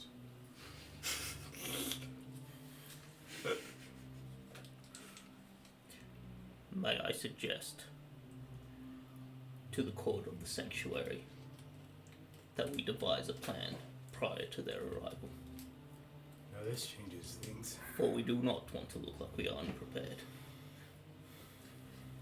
Now, I just want to say, 75 against 200, they still double your number, but although there's the Wielders of Icor there, these are hardened mercenaries. But they still have the defensive ground. They outnumber us, and they've got the walls and the defences. With the right tactics, even 10 men can beat 1,000.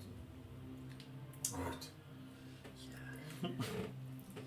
I am but a priest, my lord, but I'm sure between the minds of yourself and a leader of a mercenary group and prince, we would be able to devise a tactic. For I believe we still have the element of surprise. Yes. And I agree. And it's my opinion. I'll give it to the court to decide, but when you're hunting your prey in their nest, you want to go in quietly. If they've got their backs against the wall, then they'll fight the hardest. So what if, hypothetically, we destroyed their defences, we create a distraction, plus we have an army to lure them out, while we have a second team coming? Again, why would they come out? No, They'll just sit in their tower and shoot us down. exactly, but if they're all in the upper levels, there'll be no, or fewer in the lower levels. Alright. Unless, I mean, just an idea, but we don't do it all in one night. It's a very Yeah. dead land. Surely we could make a plague or something. Spread it around. They start falling, make them weaker. A siege. I'm sure they're stocked up. Outside, just Whereas we don't have the supplies to feed 75 men That's true. week on end. And the Alcatoya above our heads. We don't have 76, actually. Where are you getting these men, Father? Sabe steps from the shadows I was wondering where he was. to the outskirts, feeling obviously the presence, and although Father Bellador has permitted it to come, there is a distinct nature difference here. Dressed in his hat and his long leathers, he just nods to everyone but no one in the group. We'll give him a royal salute. At the dismay of many a priest, I'd like to formally introduce one of my closest and most trusted friends. It's good to meet you again, Sabe. Likewise, Prince. He gives you a nod.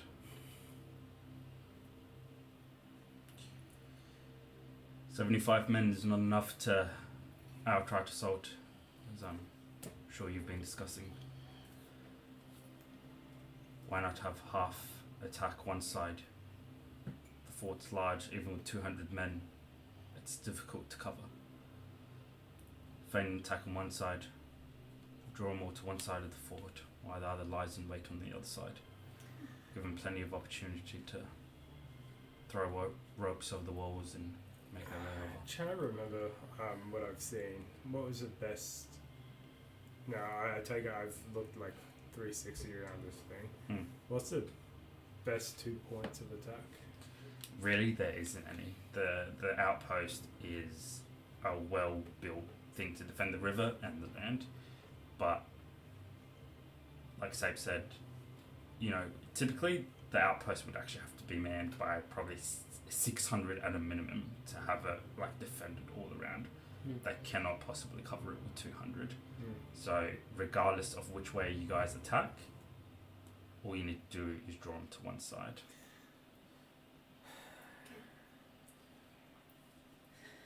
So how long did they get here? 3 to 5 hours. Right. Well then, if it's a siege, it's a siege. But let's not forget,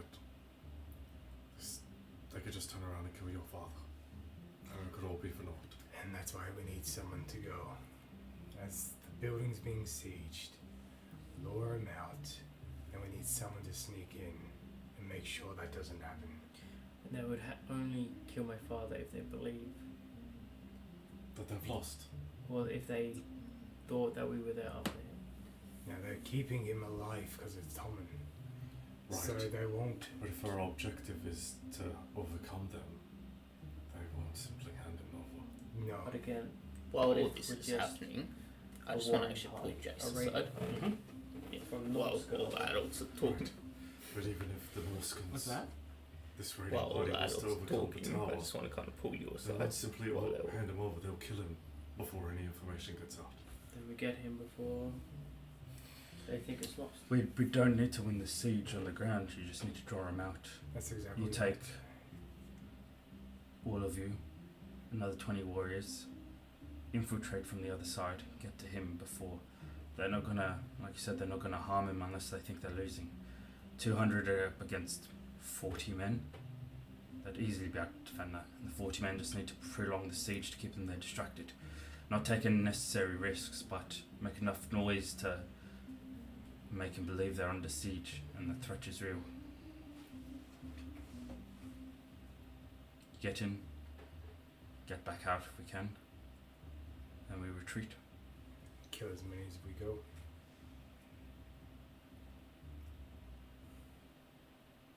Alright. What if we see a member of your old pals out and about? I still say we capture him. I say we kill him. What catch up? I do have some questions. Old pal is in Heimlich, you're speaking? Who does that call? Oh, Who does sorry, that? yeah. I still think having a man on the inside when the siege happens, just in case everything goes wrong. I like it.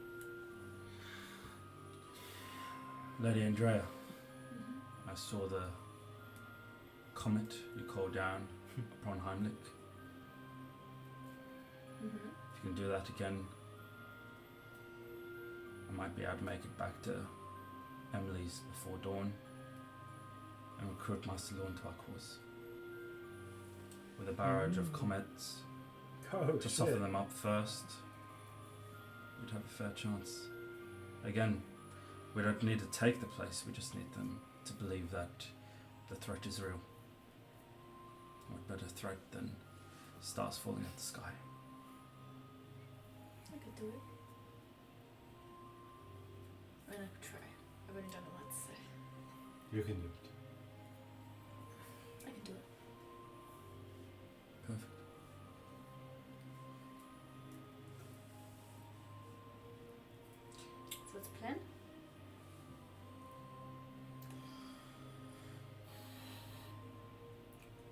Stick it to Dushva.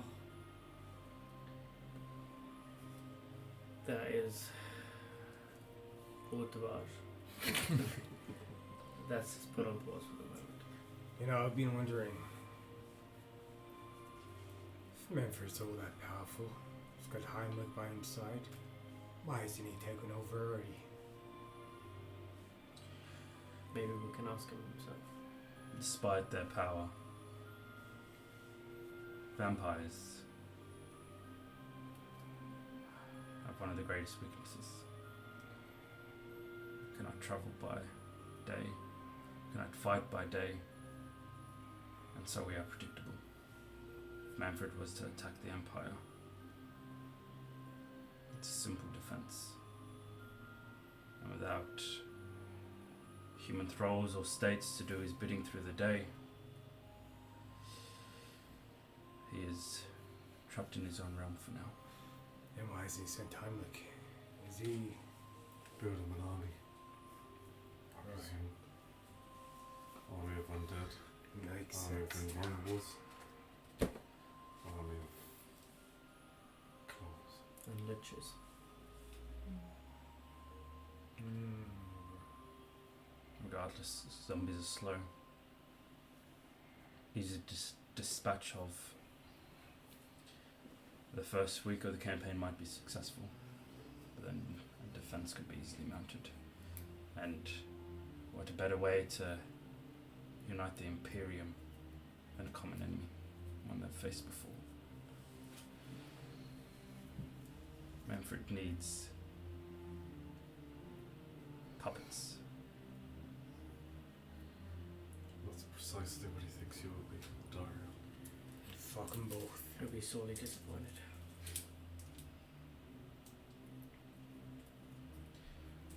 Decided then, and you hear a crash and a grunt as you see Bonnet has been tied back up again and is trying to make his way over, falls down the crest. A same size. Bonnet. I must be getting him back. Wow. And nods to you all No, and leaves. did he have... So for the information of our audiences, I'll explain this, and for your information, obviously the night of the attack, Father Bell employed Bonaire to go to the League of Legends to hire a mercenary group, not for this reason, but obviously, for future conflicts that will be coming up. Wow. That was originally done. However, the night happened. It was the League of Champions, not the League of Legends. The League of Champions didn't have anything to do with the night, with that particular raid, and it was like, okay, just put to the side. However, when they heard that there was an arrest warrant out for Father Bellador and that Hammerguard were being hung in the street, although they have no direct correlation to the church, many have a high standing respect for Father Bellador, who frequents the League of Champions, not as a beggar, but as someone that came and gave him due respect. And so respect was given back. 75 men that Bonaire has have risen in defense of Father Bellador, free of charge. Free of charge. Free of charge. Wow. Yeah, that's And right. although they're from spotted different mercenary groups who have chosen to take up arms, the one leading them is Gotrek. Oh, the that dwarf. stupid dwarf. I love Who, that. I can't out wait to meet him. of all the humans in Nagaroth, thinks that Father Bell is the most agreeable and a good fight. And so Gotrek, under the guise of, under the leadership or the information of Benair, has taken the 75 men and is currently camped just westward of the front lines in Austin. How did they know that we were here? They didn't. That's why Bonaire is around in Slovenia trying So to I find. got Bonaire to gather mercenaries and bring them to the front line. And then Bonaire, not knowing where Father Bell is and there's an arrest, has bravely ventured out to Slovenia, probably realistically kicked by Godric to go find him, and Sabe has found Bonnet. Oh my god, Pennsylvania. everything connects. Like something you did so long ago. Yeah. That's awesome. Okay. It is.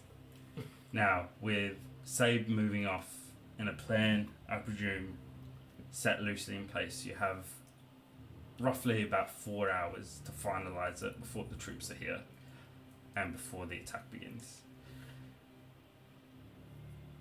It's your decision if you guys want to get some sleep before that happens or continue planning. However, before we end tonight's session, Drea,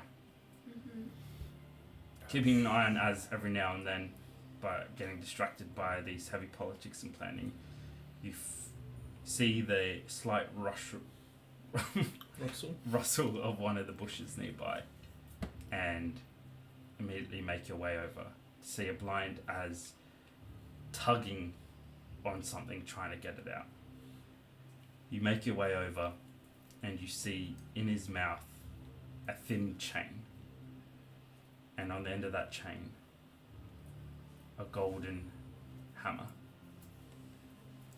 He drags it, and as you go to help him with it, you realize just how heavy it is. Picking it up from him, as you pick him up, and he kind of just rolls over in your hand. Confused as you pick it up, asking him, well, where did he find this and what's he doing with it? He lifts his nose up to the air before pointing roughly in the direction of Father Beldor. What? You take it over to Father Beldor, and as a reward for your devotion to Sigma, you now have a new ability. Wait, what? Once every 24 hours, the hammer can be used on yourself and any other willing creatures of the party, Yeah. as long as they're on this anywhere on this plane. You can use it once every 24 hours to recall them all to Sanctuary and teleport. That's cool. That is awesome. That's so good. Oh, so we get in, get the old man, go back to Sanctuary. We can't. It's only Piss, the piss. party. Yeah, leave the 75 guys Oh, there. damn. Yeah, they asshole. It's fine. That's awesome. That's sick. That's And that we got is where we'll Pascal. end tonight's session. Thank you so much, guys, for joining us. See us here next Friday to find out how the siege goes. Thank you and good night. That's sick. Yeah. I thought you Azra was gonna get some bling. Hey guys, it's Abraham here, aka the DM for Mythic Wyrd. Thanks so much for watching. Remember to like, comment, subscribe. Keep spreading the Mythic Wyrd.